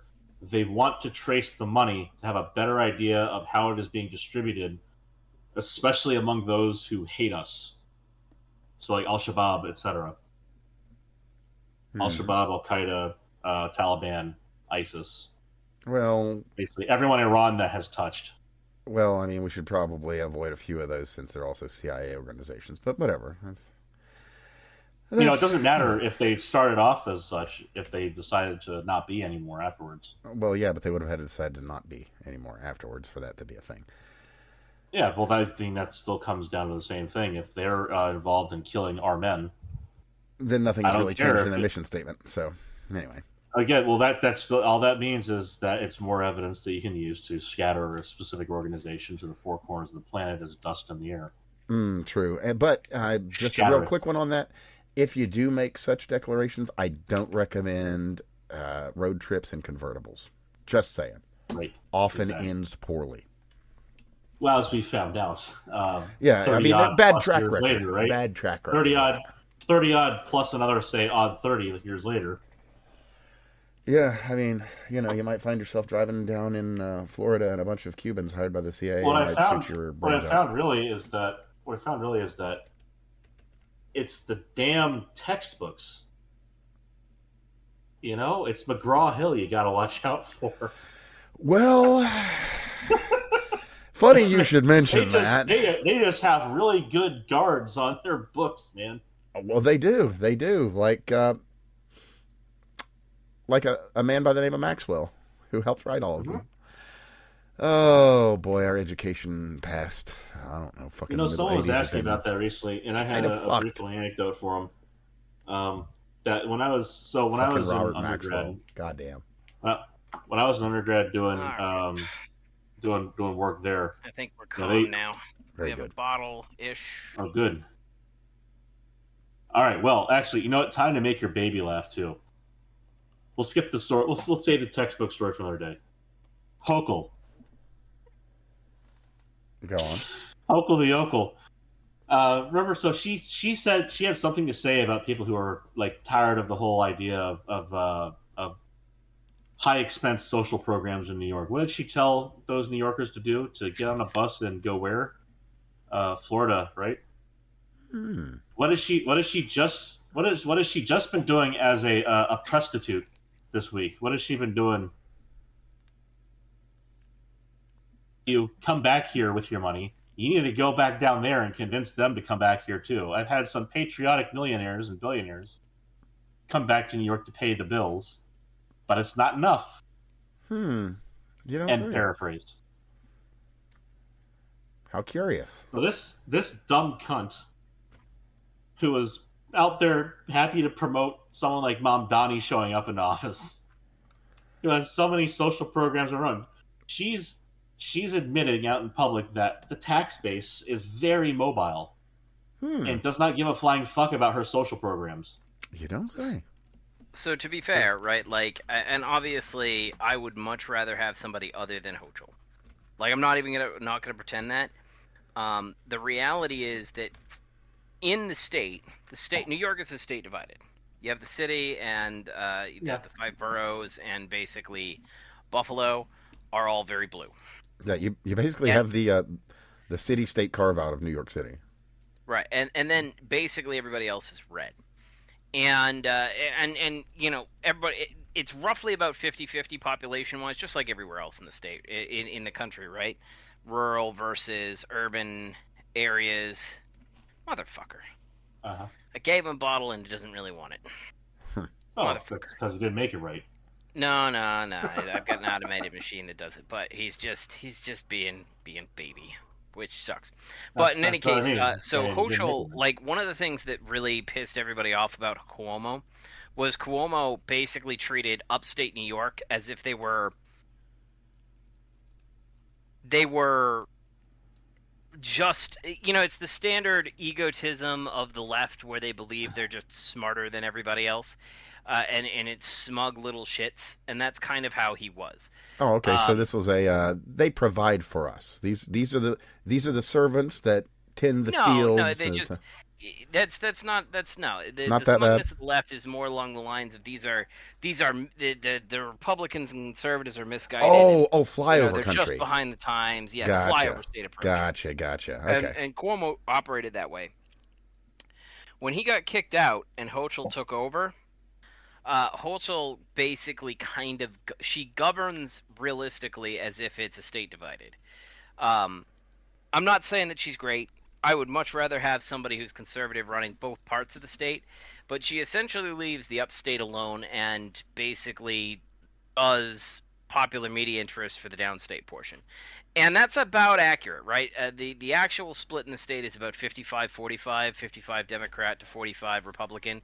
And obviously, that's coming from New York City, which is like 80-20. Oh yeah, totally So, overwhelming the numbers. right, like it largely balances out. Um, and so I give her credit in that regard. Like, again, I would much rather have somebody else, but uh, she at least knows and understands reality. What she talks about in the press is different than how she governs. And so her coming out here and saying, "Hey, we really want to have these social programs," what is she going to do, right? She's got 80% of half the state, right? 40% base in New York City sitting there and saying blah blah blah. And the rest of the state is probably like 60-40 Republican. But like, what do you do? That's your base. That's your population center. That's where the most of the votes come from. Whether or not you get to keep on governing is going to be dependent on whether you appeal to those people. And so yeah, she came out and said that, but she also turned around a few weeks ago and basically told Mamdani to pound sand when he was trying to pass a wealth tax. And we actually talked about that too. Which is the funny part is it wasn't going to happen, and so he's like, "All right, well then I guess I'm just going to fuck everybody over in New York City." So like that's the thing you got to keep in mind is that's just it's she's I'm not advocating for her. I'm really not. She's just not as bad as she's not as stupid as she sounds when she gives a press tour. Oh, okay. So That's she's not as stupid the as the problem people for that she's presenting she's her. employed to help her be Yeah. less stupid. Right. Like Yes. the way her behaviors, what she's like Schumer, Chuck Schumer is an idiot. He's an idiot through and through. Yes, he is. I suspect that if you talked really slowly, he could have a rational thought. But I know I people. applaud your optimism, sir. I know people. I knew a girl. I used to work with her, and she did explosive ordnance disposal. So she was doing EOD stuff as an engineering and like hazard for like basically whenever the military crashed a jet. And then obviously cleanup of explosives from all the military testing. So she was part of this rotating crew that went around and did that, which is really fucking cool. Like it's really fucking cool. Yep. But she ended up there's an island down off the coast of New York City where at one point they did a whole bunch of they had a military testing facility, but tons of fuel spilled out across the ground and stuff like that. So she was trying to explain like a steam reformation process, which is basically giant high temperature steam injected underground to like break apart the hydrocarbon chains. And she had to present it to Schumer, and she said he was a fucking moron who didn't understand anything. And I absolutely trust her view on that. But Hochul, like when you actually look at what Hochul does, she does perfect examples, right? She came to power during the COVID era. She was absolutely sitting there and screaming and talking about how, how people should be wearing masks and all this other stuff. That's what she said. but she also wrote it down. Her executive order was not a shall, or her emergency order was not a shall, it was a should. She advised the health departments throughout the state that they should wear masks.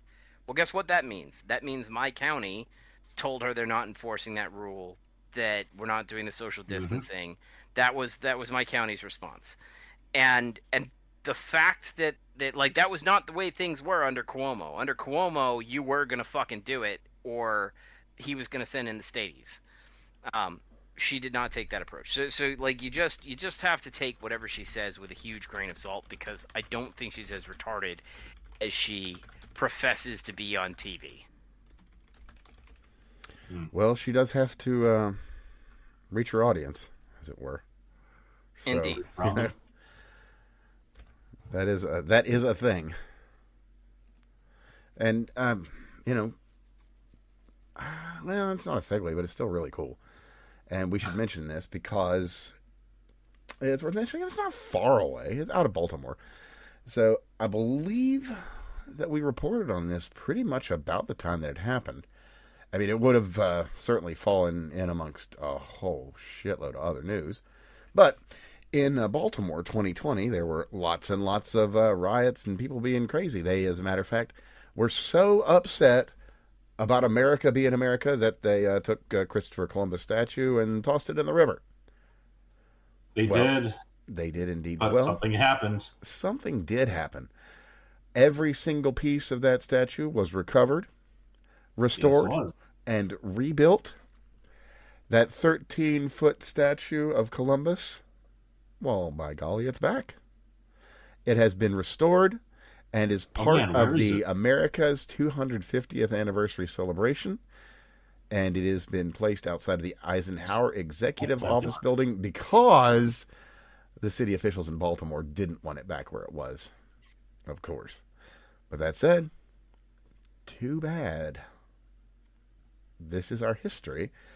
And, well, those who forget their history are doomed to repeat it. So it's kind of important that we remember where we all came from. And kind of related is that we all came, well, not all of us, I guess. We probably got a couple of young listeners that aren't from an internet where everyone told you, now don't put your personal information out there online. That's not what you do, because those were the PSAs when I was a fucking kid. You don't share your name and your address, and don't share your ID or anything. And now, of course, it's like, now we're going to need your picture from the left, right, and center, a photocopy of your genitalia and your blood type, if you want to use fucking Discord or whatever. So that brings up the things I was talking earlier about multiple hashtags, which you're going to groan hearing. So I go on into it. I've actually got some good news. So you share us with the bad news, and we'll preface it that way. Absolutely. And it's about the right hour to do so, too.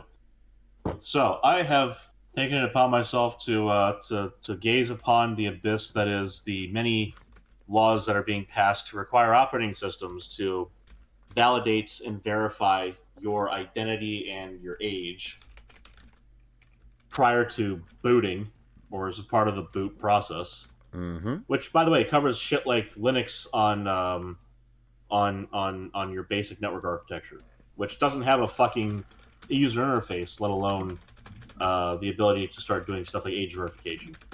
And this is all pushed by Meta, who has spent a couple $1 billion on this, pushing it around the world. That's why Brazil has passed this. California is going down that road. Oregon. It's like 7 or 8 states here in the United States. There's a federal bill that is now being introduced. So the Linux community is divided, as it is wont to be. But anyway, the three new hashtags for you is you have LinuxGate and AgeGate and Metagate. And so those, I've started to put out there the LinuxGate and the AgeGate one. God help me, I'm being instrumental in this shit. But yeah, I haven't said Metagate yet, but that's what I'm going to toss out there too. You may as well add all 3 of them to your next announcement for the podcast. just for SEO, because why the fuck not? Sure. But fuck these people. There's these people in the Linux dev community that are willful and gleeful to assist with this, and they've also made the wonderful mistake of talking about, MAGA Linux. I don't know how that's a thing, but it is. And then there's also yes. Then there's also the fact that some devs are just like, basically there's some Linux devs that really are basically they basically think of MAGA Linux users or devs as being somehow lower than gamers, which they clearly do not have a high opinion of. This is the alphabetterati have infected free and open source software in a way that is very very frustrating to get around. And they had this opinion that anyone, of course, to the right of Mao is literally fucking Hitler. Where have we heard all this shit before, right? It's one of those things where had they journalistic endeavors to go to, they would be talking about how you do not need your wailing hyper-consumer of Linux. These people should be shunned. They should be kicked out of open source software dev. Because like Randy Harper, the vast majority of them are just adding nothing of use, nothing of value. And they're just shitting it up for everyone else. So that's the bad news. The good news is that they're being identified, they're being told to go fuck themselves. And at least a solid half of Linux distros that have made any kind of statement on it are basically saying absolutely the fuck not. We're not going to put this shit in. So System D, one of the major initializers for Linux distributions. So when you start up your Linux, it doesn't just automatically have all your hard drives mounted, for example. Mm-hmm. So you need something to do init, and the init of choice for a decent number of distributions is System D. System D has implemented a placeholder for holding age verification data. Now that actually has to be used by something else in order for it to mean something, but the fact that they put in that placeholder means that they intend it to be there for someone else to use, which is basically what a lot of people have been freaking out about recently.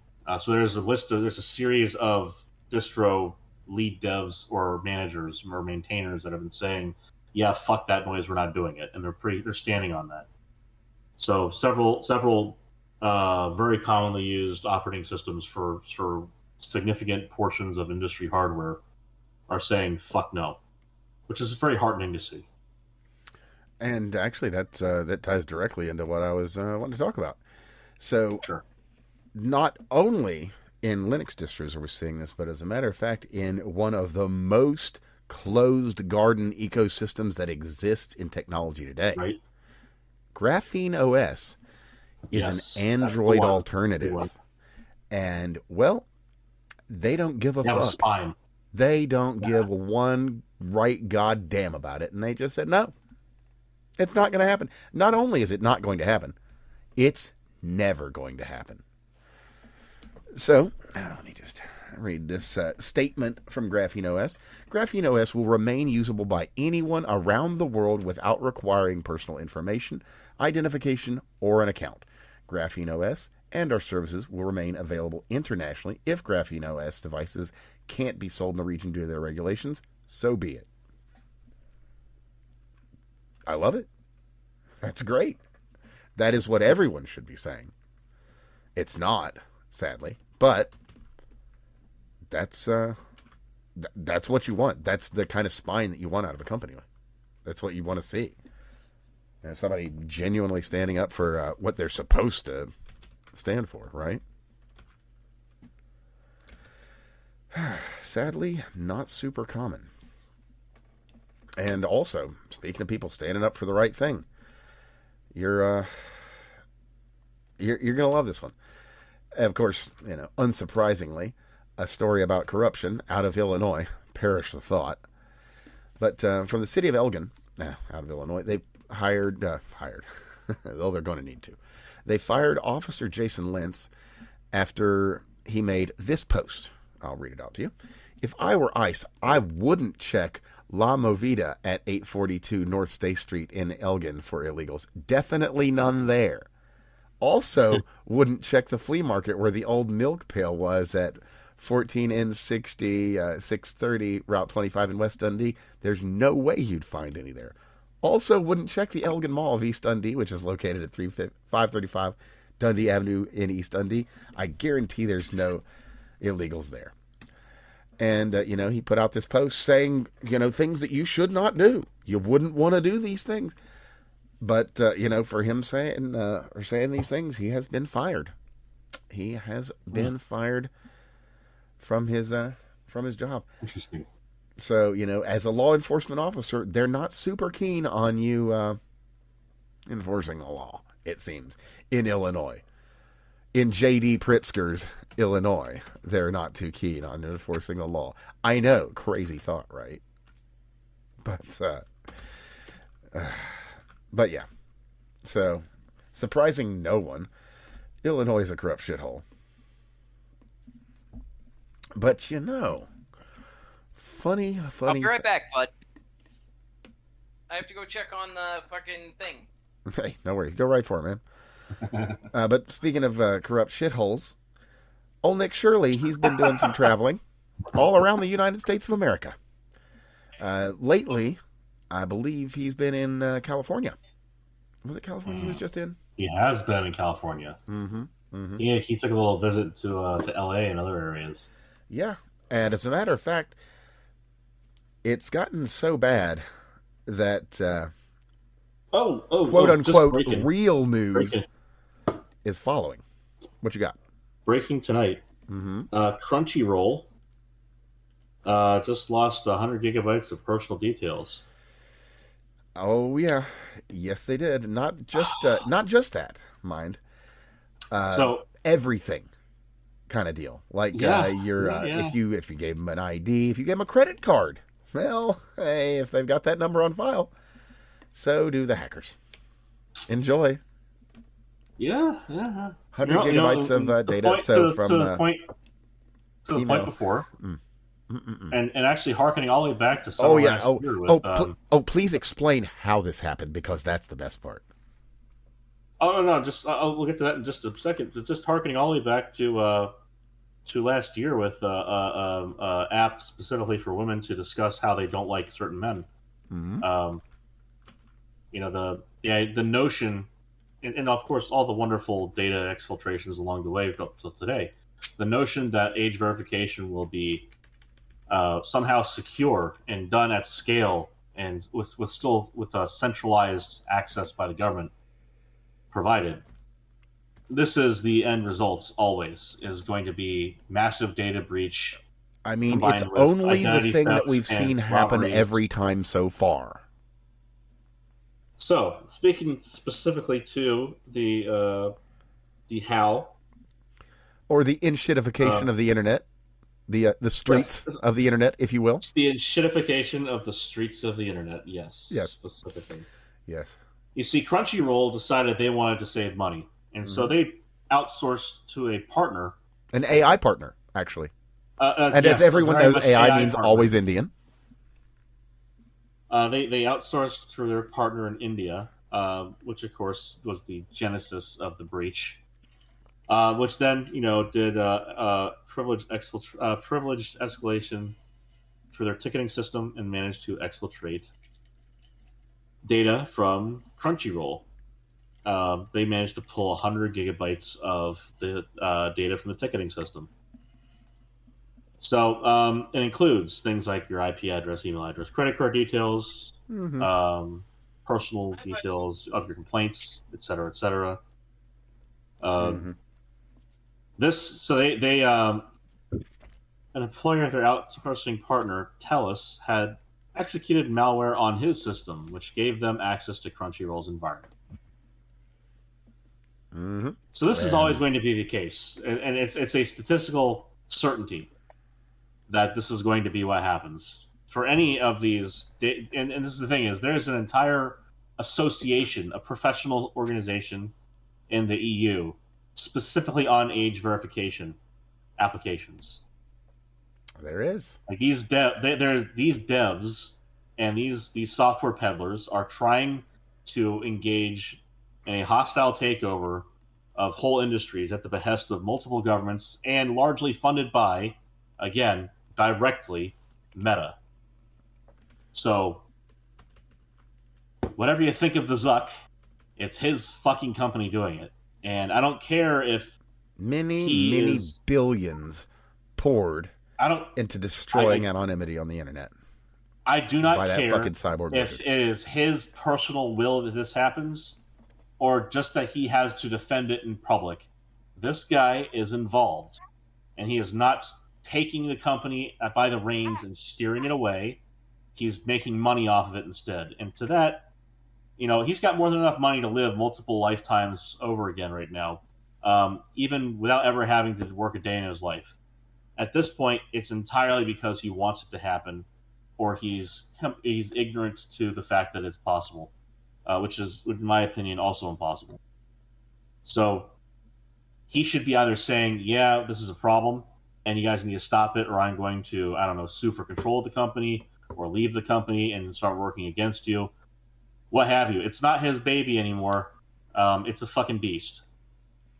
And again, he's either telling it what to do, or he's suffering at its hands, or he's out of the picture.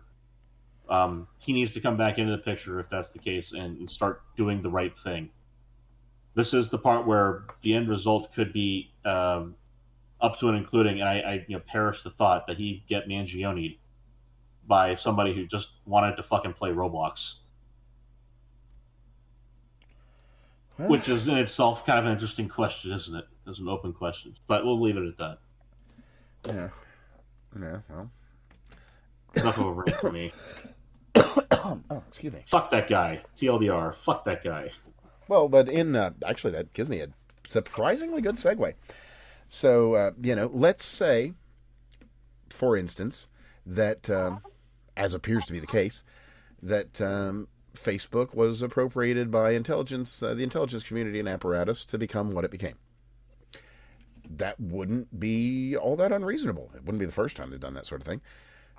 But secondly, up until just recently, we've been looking at... I joke about the robot lizard thing, but any decent picture of Mark Zuckerberg looked like something wearing a human suit.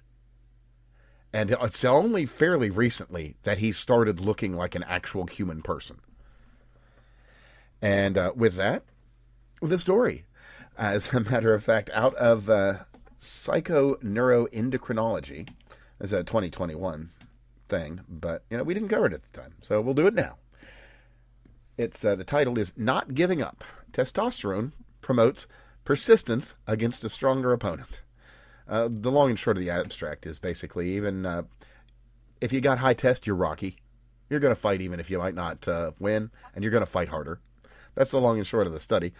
But well, maybe, just maybe, he was a pushover. Maybe. I don't hold out hope on this one. But maybe he actually wants to change his organization for the better. I mean, let's be real. He did just roll up how many fucking billions of dollars thrown into the garbage on the metaverse thing? So, I don't know. Maybe all that test and working out is actually turning him into a human being from the robot lizard he's been for so long. Who knows, right? But that said, interesting study. And I'll throw that in here below so that you can kind of give that a look. But yeah, and that isn't just a human thing too. It appears that the study it's a mammalian thing. So the more testosterone you got, the less agreeable you are. You're more stubborn. You're more persistent. You're more of a get the job done kind of guy. Well, speaking of getting a job done, it's time for me to get my butt in bed. Oh, fair enough. Fair enough. Tell you what, sir. Tell you what. Before we actually, we did go over the gun-free zones getting fixed thing. So we did. Yeah. Well, with that, I do have to bow out. So, hope you gentlemen have a fantastic week as always. And you, sir. And be back to see you guys in a week. You have a good night. I apologize. The baby is just not cooperating. I hope the baby has a fantastic week too. Absolutely. It's been a rough one the last week. I get it. Well, a better week to him then. Good night, guys. Believable. So, with that, you can, of course, find Craig at CraigBob99 on all the places if you're wanting to give him a look and a follow. So, beyond that, let's see. We got... there's a lot we could cover. How about... Yeah. Oh, what is this? Huh. Well, I was going to cover that, but it looks like the people that posted it deleted it because I didn't believe that shit at all, said so, and I can't find it anymore. Very funny. Very funny. So anyway, here's an interesting one. There's a man by the name of Leon Black. In the grand scheme of the world, you might not even recognize his name offhand, which is fair. But, he's one of those guys, one of those big name people with lots and lots and lots of money. And he was a friend to a fella by the name of Jeff, who may or may not still be alive out there somewhere. Just so you know, that dude from Palm Beach is not Jeff.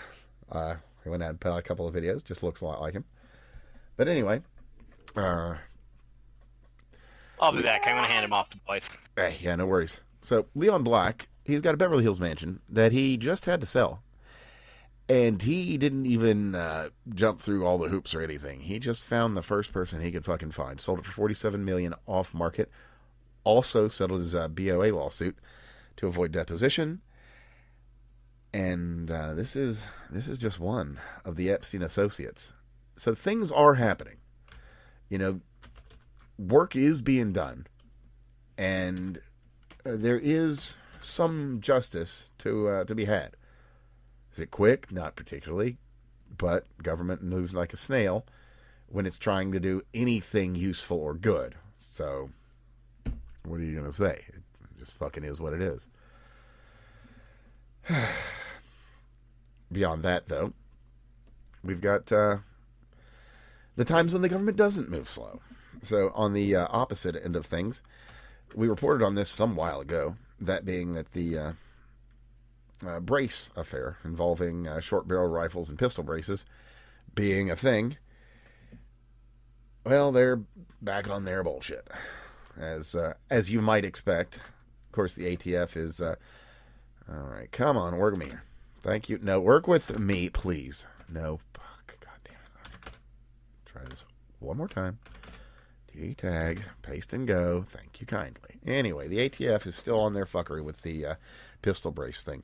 So, because everything's been basically settled with the state of Texas and the Bureau of Alcohol, Tobacco, and Firearms in that thing with the GOA that basically said, okay, well, fine, you can have them, it's okay. They have basically said that the long and short of this is, it's mooted. Well, if it's fucking mooted, ATF, then braces are braces and not stocks on short-barreled rifles. However, as I will read from the ATF's filing, plaintiffs also make much of the fact that defendants continue to enforce the NFA and GCA's regulation of short-barreled rifles against some brace-equipped pistols, even though the rule has been universally vacated. But that should come as no surprise. Agents went further, arguing that it continued enforcement is entirely independent of the rule itself. This one from the ATF. At any rate, the defendants continue to enforce certain statutory requirements and prohibitions that they have been delegated to the authority and responsibility to administer as irrelevant to whether the plaintiff's APA challenge to the now defunct rule is moot. Again, long and short here.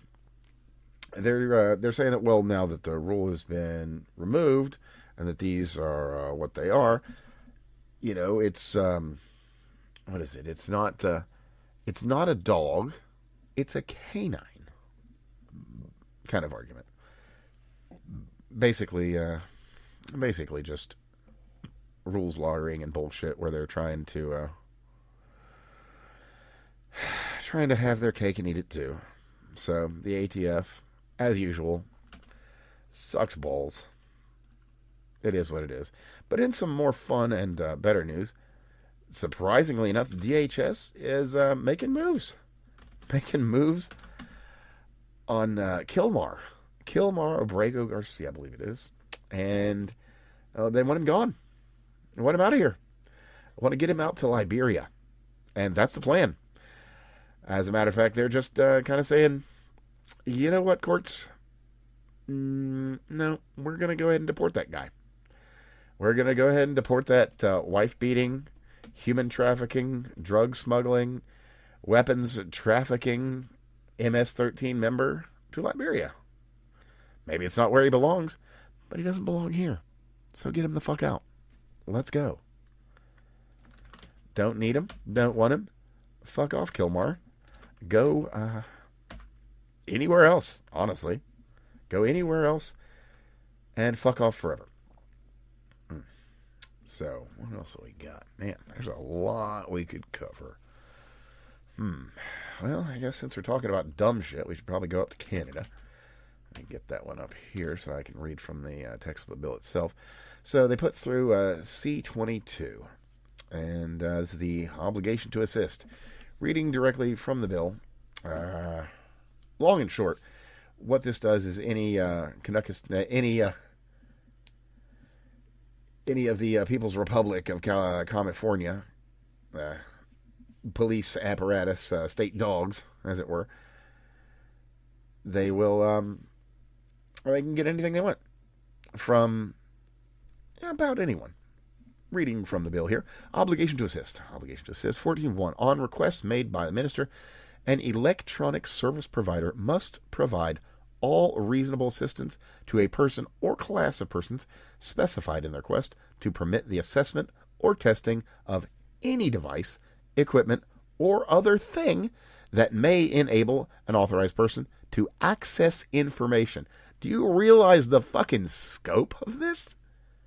That's everything. That is every fucking electronic everything. If you can run Doom on it, then, well, you can access information on it. So I guess they're going to regulate everything that has a fucking battery.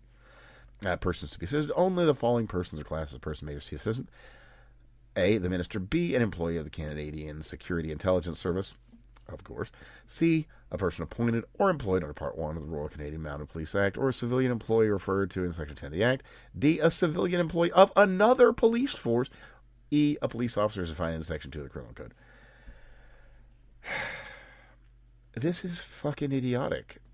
And I would expect nothing less from arch traitor Mark Carney. He has he's truly done everything he can to turn Canada into a third world shithole by the day. So I guess he's doing that, getting that pulled off or fucking whatever. So good job, Mark. Everyone should hate you more. They don't hate you enough. And that's just the fucking facts of the matter. So let's see. What else do we want to go over here? What else do we want to do? We got the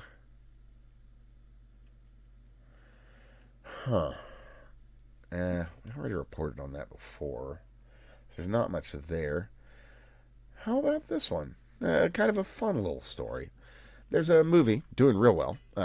Project Hail Mary. Movie had a opening budget of $200 million. All said, probably a little bit more for advertising. Maybe a little bit less though, because I don't remember hearing much of anything in my neck of the woods.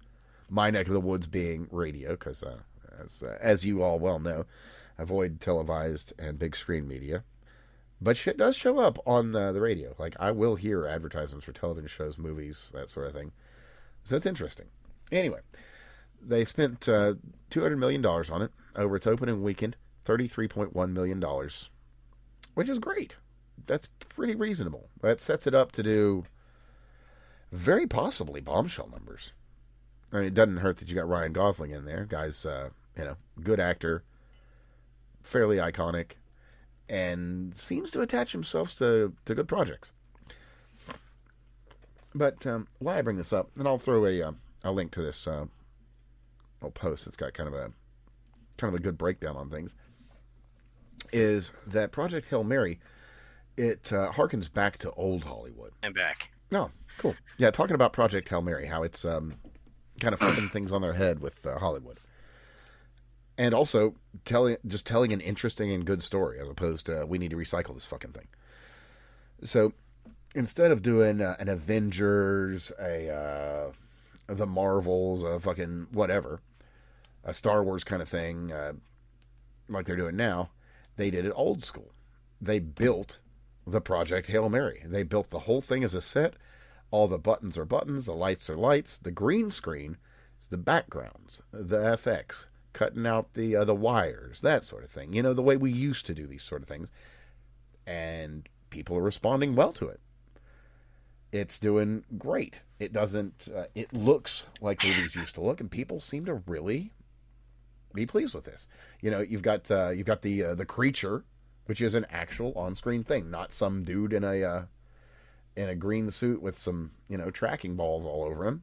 It's an actual thing to be worked against, like old school Star Wars, where you've got actual people acting and interacting with other actual people, so everything is more genuine in the interactions because it's a rare quantity that you can get an actor that can act against literally nothing. Because how do you respond? You don't. I mean, the only thing that you can hope for there is that you've got some genius at Pixar that can turn all of your actions into appropriate reactions for the thing you're supposed to be interacting with, which isn't even there. So it's just kind of an interesting little point that maybe Hollywood should consider going back to the way things were. And on that very specific note, got an interesting little bit of news for you. It's actually happening. They're actually doing Conan the King with the King. Arnold is in training right now, doing quote unquote a brutal gym prep to reprise his role as Conan. Now, if I'm being honest, I don't hold out a lot of hope for anything out of Hollywood. But nope. He's a bit past the wagon there. Yeah, 78 years old. Yes. Now that said, technology is pretty amazing, and we've got supplements, we got peptides, we got TRT. I mean, you can look at RFK. That man's a fucking Hulk. So it can be done. It's true. And Arnold, he's got the stones to do that kind of thing. So maybe we'll see something good. Maybe they'll pull it out and say, you know what, we're tired of losing money. We'll lose money on every third movie instead of every movie, which is that's as high as my expectations are going, if I'm being honest with you. But hey, that would be a huge change of pace instead of every fucking movie being a focus piece on girl bosses and feminism. You might actually get a real story. So hey, maybe that'll be good. Fingers crossed. But let me see here. What else we got? Man, there's a lot of disparate things. Oh, yes. How could I go through the week without mentioning Afro Man? Did you catch the I thing? Did, and I love it. Yeah, it's so good. All of these police body cams where you have all these people who are acting a fool, mm-hmm. and you're like, I just don't feel any sympathy for you. Mm-hmm. And then you look at Afro Man, and yeah, that was like the songs were on point. He's just better than Weird Al.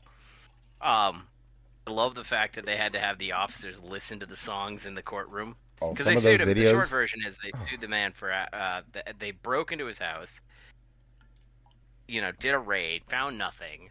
Oh, just a quick side note that you might not be aware of, and I know a bunch of our listeners won't. One of our listeners will, because she actually is from Ohio and filled me in. So apparently, these guys, they got the pedo priest treatment. So they had some shit on them already, and they'd been moved around before. Interesting. Really? Yes. Small world. But yeah, but anyway, so yeah, they came into his house, busted down his door, destroyed his gate, and apparently $400 also went missing. They found nothing, and then he basically turned around and said, "Now you got to pay for all this shit that you did. You damaged my shit." The city said no, so he wrote a whole bunch of songs about these people and just basically made music videos of them from his CCTV cameras, and they were fucking bangers. I mean, most of them were rehashes or retunes of whatever. Like, they're clearly parody songs. Oh yeah, like cover parodies. Still yeah. Funny stuff. Funny shit. Yeah. Funny shit. It was like I was laughing the entire time watching them have to sit there and suffer through that shit. That was delicious to observe. Way to go him. And so they sued him for defamation, and they lost. And they lost on all counts. And yeah, I agree. I agree with that. Yeah. That was really funny. Well deserved. Now, I have a very ridiculous and stupid update to that, unfortunately. That being that despite winning on all counts, I'll just read the last portion of the order from Judge Jonathan P. Hine in charge of this. And make of it what you will. I've already got my own ideas. Anyway, Klinger, Osborne made a closing response, approximately 6.5, yada, yada, yada, yada. It is therefore ordered and decreed that judgment is entered on behalf of the defendant. This matter is dismissed, based upon the relative merits of the case and the justiciability of the claims. Costs are divided 1/2 to plaintiff and 1/2 to defendant foreman. Final appealable order. Excuse the fuck out of me. Didn't he win on all counts? That's all I'm going to say is I don't think that judge is entirely happy with the way that things played out in court. And I don't think that judge is entirely happy with the absolute buffoons that the cops were made out to, that the cops were proven to be. Maybe so, maybe no, but either way, Afro-Man wins, and this can be appealed. I hope that he does appeal that, because as it says, final appealable order, so he should appeal and make them pay every fucking dime. And he should then countersue for damages. Because, for one, well, now that it's been dismissed, he's got a case. And for two, it would be funny. And for three, I could go for a couple more music videos. Mama's Lemon Pound Cake, that's a banger. Definitely down for a few more. And that was a fucking banger. It is. It really is. Tastes so nice. That was funny shit. Made the sheriff want to put down his gun and cut him a slice. Oh, so good. Love it. And the associated music video, they made him watch it. Mm. And I remember the what was it? I can't remember. I think it's the defense attorney turned around and said, "So you admit to sullying the crime scene when you're there because you're not supposed to fucking eat their food." He goes, yeah, I did that. And you're like, oh my God. Oh, or one of the other ones where he's like, where he's talking about old dude's wife, and it's like, oh yeah, no, his wife, he was just, he made a song about his wife cheats or whatever. And, oh no, that he was fucking his wife. And, so the defense attorney's like, so, upon reviewing this, fuck your wife? Yeah. And he's like, I've been married to that woman for like 20 years or some shit, he says. I've been married to that woman for this amount of time, and I trust her implicitly. Okay, so you would say that there is evidence? Like, well, no. Yeah, that was the funny thing is that you could almost make a defamation case for the wife on that part, like if that was Maybe. Not true. Yeah. But the way that he played it out in the court, it made it sound like he wasn't entirely sure. Yeah. And then he he was so upset about it. So upset. Like, how fucking dare you? That was just excellent. Well, sir, you could just say that this is completely non-true instead of getting offended like a pussy. And speaking of people that are offended like pussies, We got a lot of folks that are talking about the Trump shutdown, like Chuck Schumer, who's saying that this is making life difficult for all these travelers because TSA is defunded. Well, for one, I don't necessarily think that TSA should be in the first fucking place. Whatever have they accomplished? Anything other than make everything harder and more difficult in every American airport? Maybe they've accomplished something, but nothing comes to my mind. So, I'm going to read a truth. You'll never guess who it's from. He's a public official. You'll probably recognize the style of speech momentarily. The radical left Democrats have hurt so many people with their vicious and uncaring ways. What they have done to the Department of Homeland Security, our fantastic TSA officers, and most importantly, the great people of our country, is an absolute disgrace. If the Democrats do not allow for just and proper security at our airports and elsewhere throughout our country, ICE will do the job far better than ever done before. The fascist Democrats will never protect America, but the Republicans will. Just like the radical left allowed millions of criminals to pour into our country through their ridiculous and dangerous open border policy, the Republicans closed it all down, and we now have the strongest border in American history. Likewise, I look forward to moving ICE in on Monday, reporting Sunday night. So, oh, what a week we're in for. I look forward to moving ICE in on Monday, and have already told them to, quote, get ready. No more waiting. No more games. President Donald J. Trump. I gave away the game, I guess. No more waiting. Are they going to be taking over the job of TSA? Yes, sir. Yes, sir. Is that legal? I don't know. And I kind of don't care because it's funny.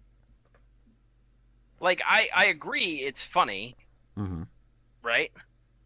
I agree it's funny, but I would offer that you do not want any agency to be any politician's personal force. No, that's a fair statement. I don't think that's the case here, though. I think this right, is, like. I mean, this to me, this reads as just gap filling.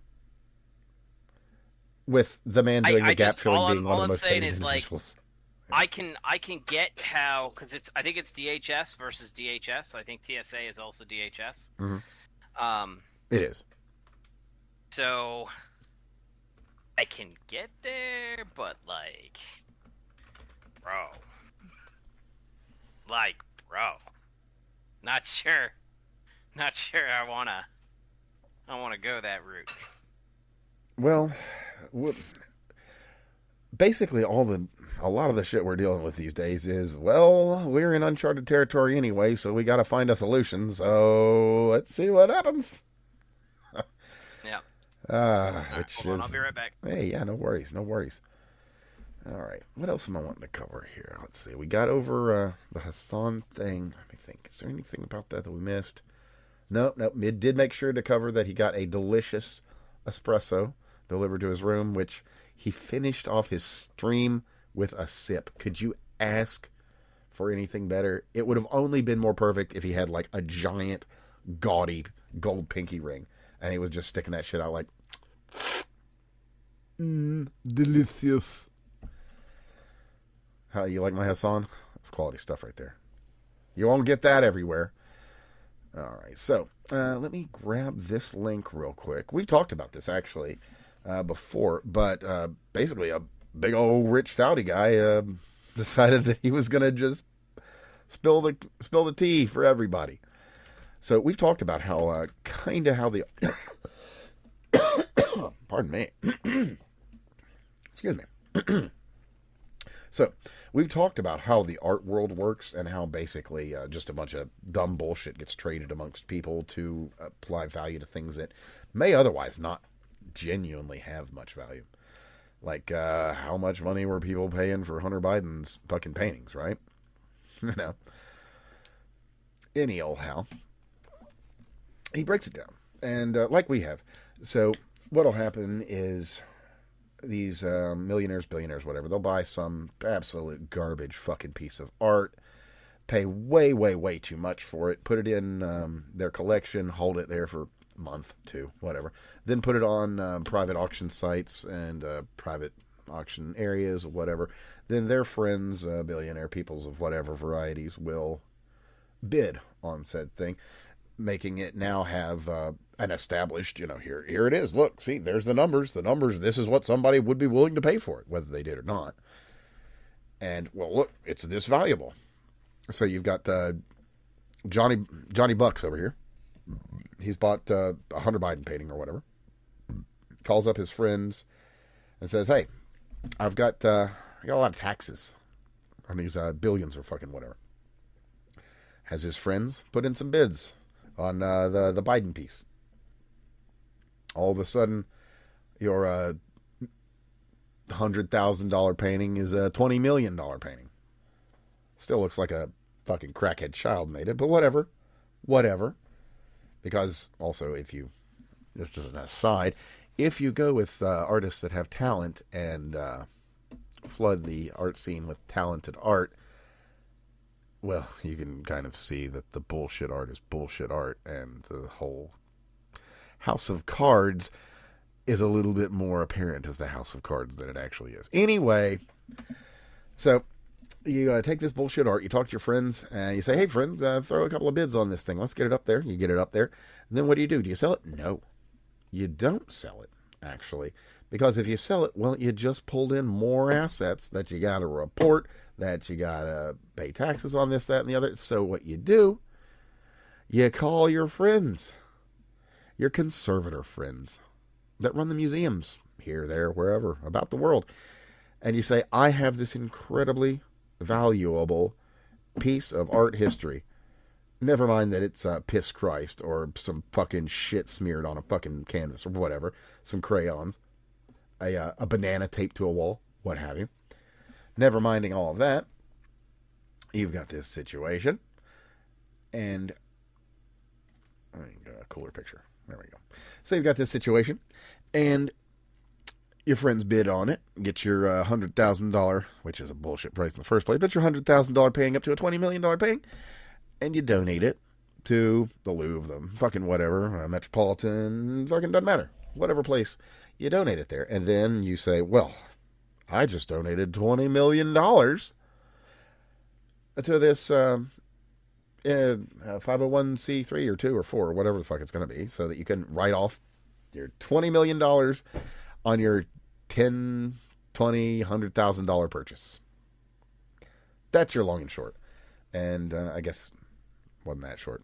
The guy actually spent about the same amount of time as I just did. So, yeah. Beyond that, what we got here? Things are happening in Syria. Like I was talking about earlier, the devil Jelani is starting to lose grip. And the Syrian army is starting to rise again. According to reports, they're at some 650,000 strong. And let's be real, they're fighting for something more than the oppression of the Syrian people. Perhaps even the freedom of them. So, I like it. I hope that they can defeat the fucking devilish puppet Jelani. And say what you will about Assad. He turned Syria into a modern country, despite half of America's allies working to destroy him and undermine the place. So, I hope that the lion Assad can make his way back someday to a free Syria. A Syria, I hope, that could be a friend of not only Russia, but also America. Syria is a neat place. I kind of always wanted to go there until it got retarded. I always wanted to visit Damascus, but, well, not the likeliest course of events as it is right now. So, speaking on right now events, what do we got? We got updates out of ICE. Things are actually happening. We had, I wouldn't say that we complained, but, we'd have wanted more than we were getting. Well, we are. So, out of the Boston Globe, the ICE arrest, the pace of ICE arrests nationwide has topped 1,100 per day on average, which is almost double the rate of this time last year. Wait. No, spring of last year. So maybe a little later in the year, but whatever.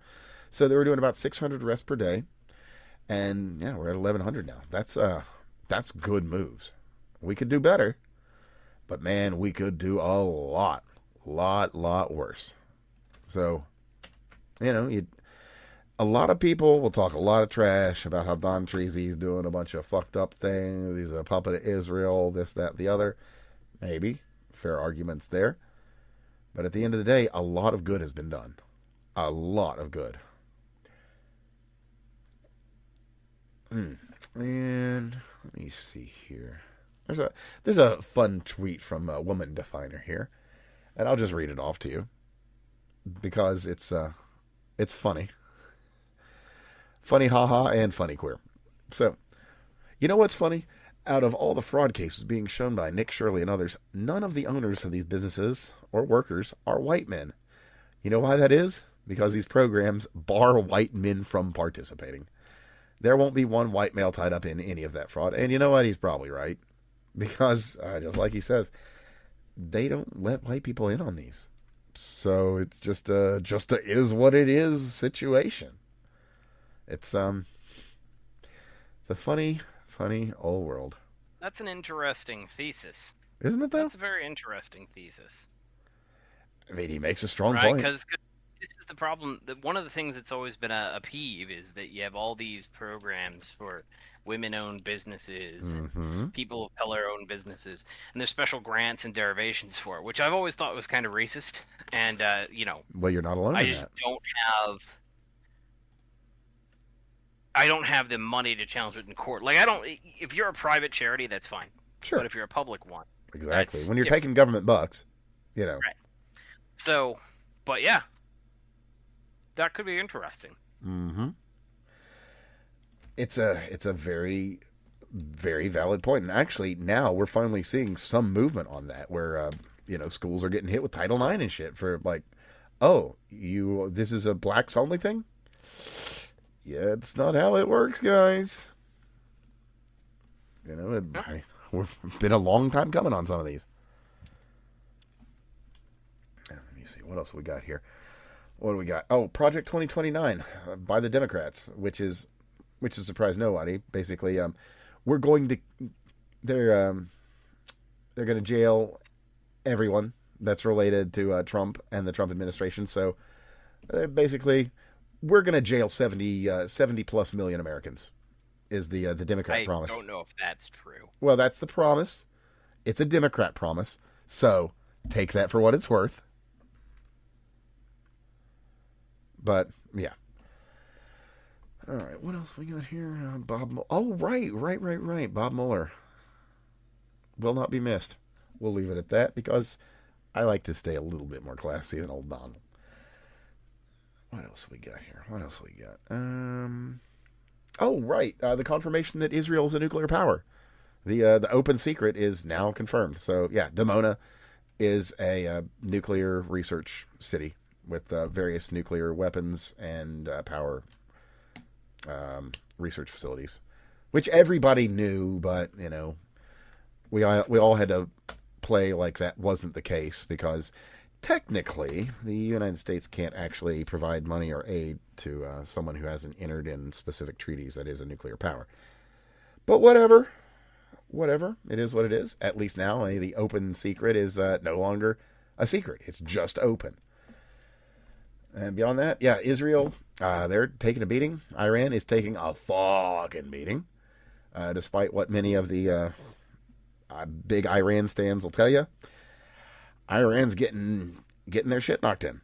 And in the fullness of time, there won't be an IRGC. There won't be an Ayatollah. There will be something else. Trump said some silly words about the death of Iran. It's not going to be the death of Iran unless, it gets turned into a chunk of greater Israel, which in the current... I'm all for it. I'm not. But in the current world climate, I don't think that's actually a reasonable thing to expect. I think what we'll see is, when it's all said and done, something like what we got out of Cuba. They'll get somebody in there. that's much more amenable. Who knows? I mean, they might actually get back the Shah. They might get fucking Pavlani down there and, his people. Which, honestly, probably would be the best thing for the Iranians and the region. But, we'll be watching that one to see how it plays out. It's just, shit's complicated, believe it or not. All right, what else we got here? Gavin Newsom being a fuck.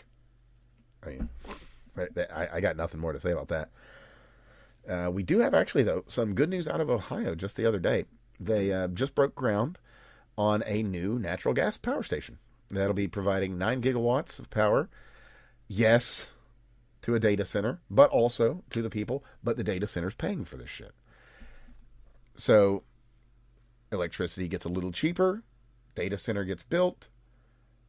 Actually, this is how it's meant to be done. Everybody wins. Not, we're going to build this data center here. We're going to use your power, like they're doing in Virginia. We're going to use your power, and we're going to do that, and you're going to pay for it, and there's going to be this data center. Thank you. Thank you. My name is Special Agent Spamberger. But, yeah. There's some good news out there. What else we got? We could,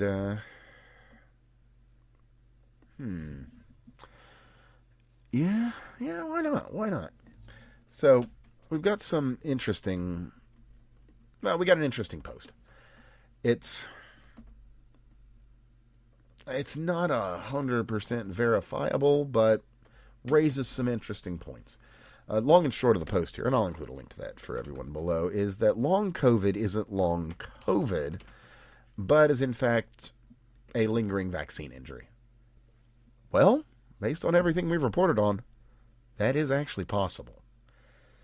Now, unfortunately, the studies aren't being done, and they should be. And in some places, I think in Japan they might be doing some of the studies, and I believe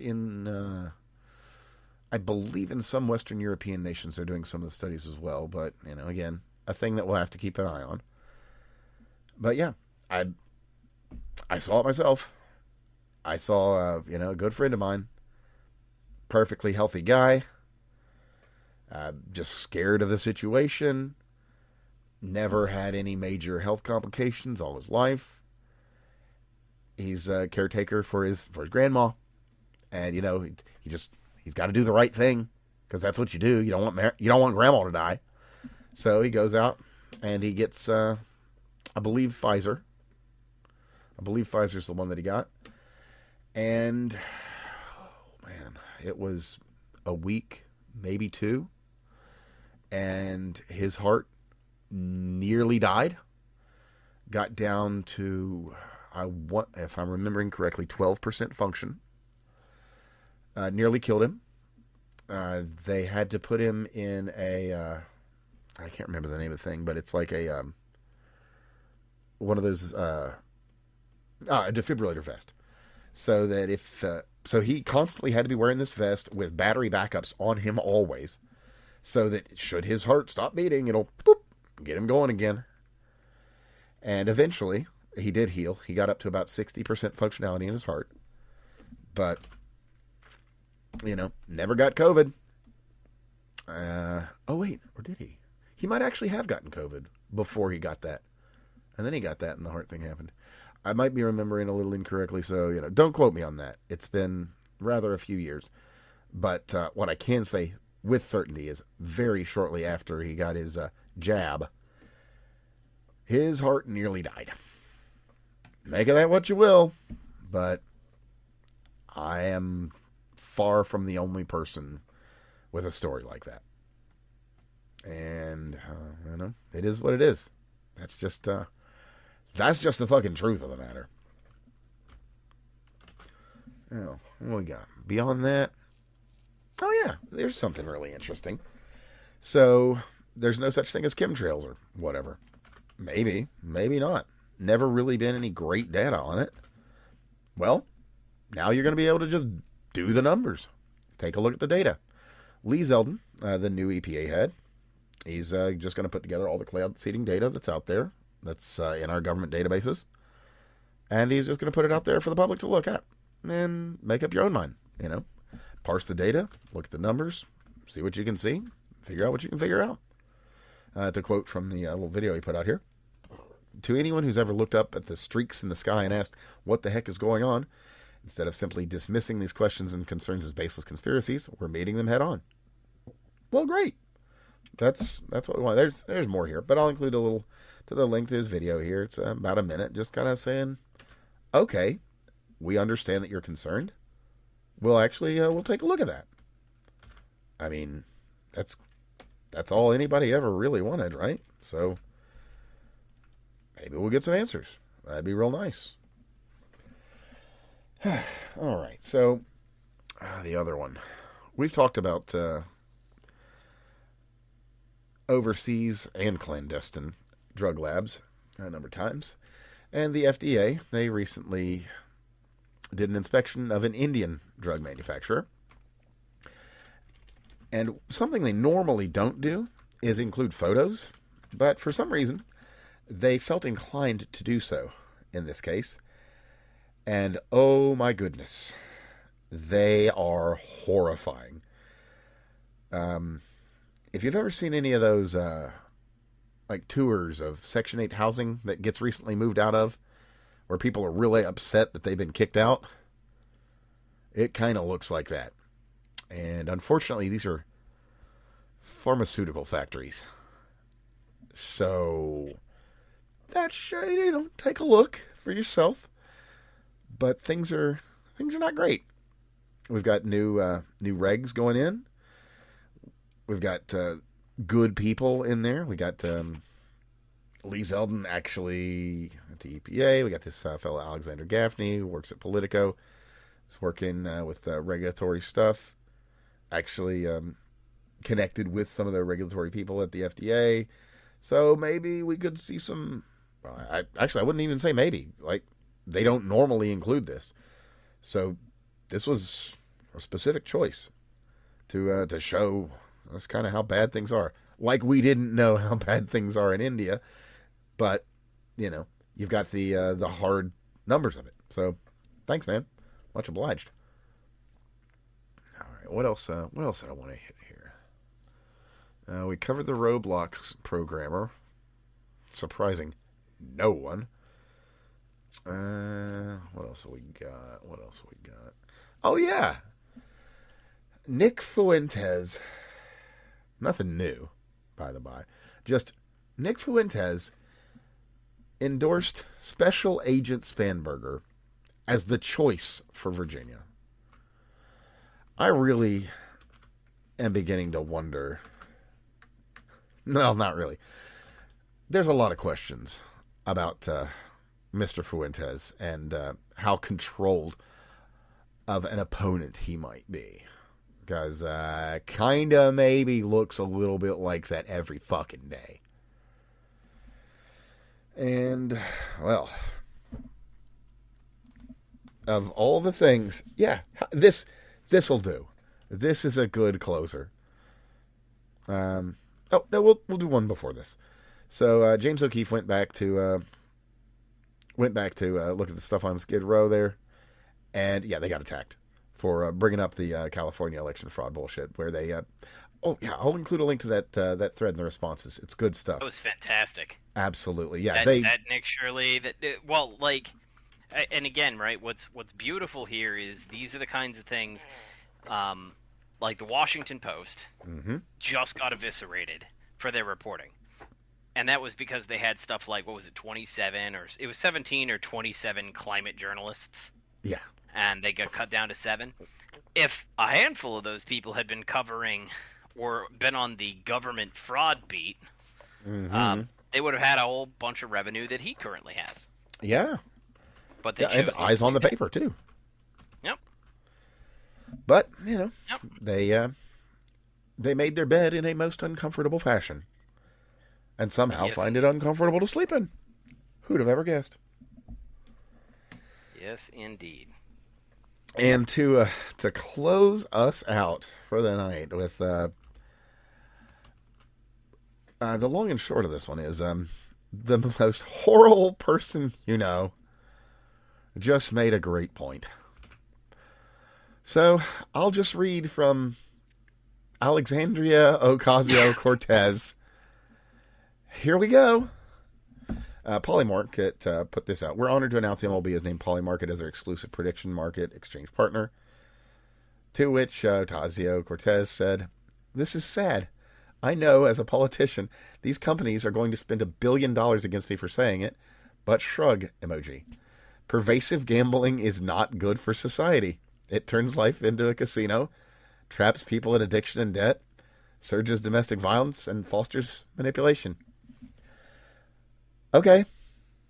Yeah. All right. Yeah. Okay. Actually.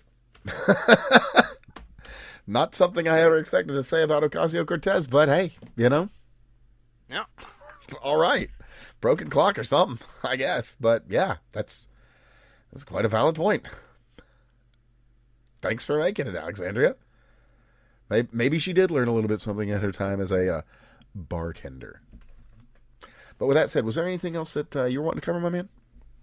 No, I snuck in one of my big points, which is that the LCOE calculation should probably be looking at alternate energy as if it was a fuel. That was one of my big things for the day. Oh yeah, that's fair. I mean, because at the end of the day, it is about money. Well, it's about human thriving, and so if we turn around and we say, hey, we're just going to the biggest problem that folks like myself always had with the LCOE is the LCOE was super convenient. So back before renewables were a thing, they were so low, or they were so incredibly expensive from an LCOE perspective, that sitting there and talking about their other problems wasn't even worth doing. And then they halved, and they had a whole bunch of subsidies. And Lazard came out and said, "Oh, well, look at that. They're not as bad." And so now a whole bunch of people have no idea what the hell, trying to come up with a public communications model to explain why it's not the same thing is very difficult. But if you sit there and keep the framework as the difference between what the LCOE should not look at them as independent power sources, but should look at them as if they are fuels, in which case you're not really building a coal plant powered by coal, you're building a coal plant that's got some of its power substituted away for solar energy. And so the only time that it's solar is actually cheaper is if solar is actually cheaper than the cost of the fuel for the plant, not that solar in and of itself is cheaper as an energy source. Never minding, if a hailstorm hits a coal plant, it still keeps producing power. Whereas if a hailstorm hits no matter what, right? The thing is that the solar panels just offset some of their fuel usage. Well, no, I mean, the point I'm making on that, though, is that you have this legitimately fragile energy source. Quite literally. Yep. That, a hailstorm, you get the nastiest hailstorm in the fucking world, hits a coal plant, you're going to have, a couple of broken windows, maybe? Something like that. You get a moderate, not crazy, not the heaviest, not the fucking softball-sized hailstones, but, rock-sized hailstones on a solar farm. You could very well be looking at a complete loss. Yep. And that's just the way it is. And then above that, let's say that happens. Well, now you've got a whole bunch of heavy metals and materials that are going to leach into the groundwater, the soil, and you just salted the earth. Good job. Yeah. So I saw somebody sit there and come up with a good framework to discuss it and explain it, and I thought that was my biggest thing for the week. I thought that was worth commenting on. Sure. I guess I will mention this one before closing. Oh, no, I've got two because we end on a good note. So, firstly, out of Essex. Not Essex, America. Essex in the UK. So we already know I'm going with a clown show story. So they had facial recognition on all of their camera systems, and it was working very well. They were able to find a lot of their crime committers. Unfortunately, the crime committers were almost entirely of a certain racial demographic, so they've decided that they'll be shutting down their facial recognition camera system. Wow. Huh. Yeah. If I was unclear, yes. Not Arabs, interestingly enough. Blacks, in this case. But, as I like to end with... There was, what was it? It was someone lost their shit because some city, maybe it's the same thing, but some city turned around and said, we're no longer going to be releasing this data because it would paint the wrong perspective. Oh yeah, no, that's not this. That's something else. I want to say that's not out of France because they've been doing that for a while. I want to say that's out of an American city. Yeah, it was. Yeah, I just can't remember which one. Yeah, same. Well, anyway, you could look it up pretty easy. Anyway, with that, like I said, we want to close with a good story. So we have got something that I genuinely wouldn't have expected. Well, out of a place like this is catch you a little off guard. So, out of Atlanta, hot Atlanta of all places, the police will be charging the parents of kids that do street takeovers. That one's been a long time coming, because that's the problem. These kids have been raised incredibly poorly. And if the parents aren't going to take action, well, I'm glad that somebody fucking is, because people die at these things. Personal property's destroyed. Like, I could go deep on it, but it's like a giant fucking 17 pane window that's been broken out. It's one thing when you got a little corner window that's broken out, and you got your broken window systems and your broken window issues that occur. So this is a great big one. If street takeovers can be done away with, that city in and of itself is going to get better. It's like DC. You know, you put the National Guard out there on the streets. Wow, all of a sudden the city that's the one of the most dangerous cities in our country, it's like, oh yeah, no, it's just any plain old city now. Just perfectly fine. You can walk around, you know, drive your car, park your car, lock your doors because or not lock your doors because there's a very good chance someone's not going to break into it. Or lock your doors and not expect that your windows are going to be busted out because your car's going to get busted into one way or the other. It might actually not. God forbid. So, yeah, like we're seeing some things, you know, little steps here and there. And the big one, the Overton window. People, by and large, can talk about what we've been talking about for years now. And that's a very good thing. Because it shouldn't have been us for years talking about this shit. But, you know, here we are. Glad to have done it. Happy to have been of assistance, service, whatever you like. Happy to have been able to put all this out there for people for years. I'd love it. Love it, love it. We didn't have to. But that's what we do. And since we're gonna finish on a really top-notch story. Some rando anon goes by Oxero on Hugging Face, has 29 models. It's just some fucking dude who's doing all of this out of his own pocket, and he is what would be the best way to describe this? He's compacting and making these things more efficient, like making it so that you can run ChatGPT releases on lesser materials. Like you know, he's got what has he got here? Like you might want to run. I don't know what's that fucking one that was really. I can't remember the model that was released out of China, the freeware one that was really good. Like he's taken those and he's reduced the system requirements on them so that you're going to be able to have these things locally, which is fucking cool. That said, is again doing it out of his own pocket. So I'll include a link to that so that if you want to take a look at what he's doing, maybe even help him out. And that way, it increases accessibility for these tools for everybody. Instead of millions and billions of dollars and data centers, you know, it's pretty nice to see these genuinely powerful tools democratized. So, fingers crossed.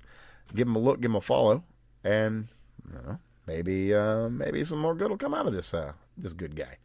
But with that, you can find my man Craig, as I said, at CraigBob99. You can find Steve here at Ratman720. I'm Evan. You can find me at that fake guy Dan. And the podcast itself, well, it's everywhere. It's on all the platforms. I just have one correction for you. Yeah. We don't know that Craig is a man. He's not here to identify himself appropriately. I running on the assumption. I think that we need to be very forgiving of our co-host here, and so while he's not here to validate his gender, I question his manliness. Well, I suppose you're able to do that. Anyway, everybody, it's been a pleasure. Give him a follow, give me a follow, give Craig a follow, and share the show everywhere. All my love, people, been a pleasure again. Love doing it for you. Love putting this out here. So, thank you.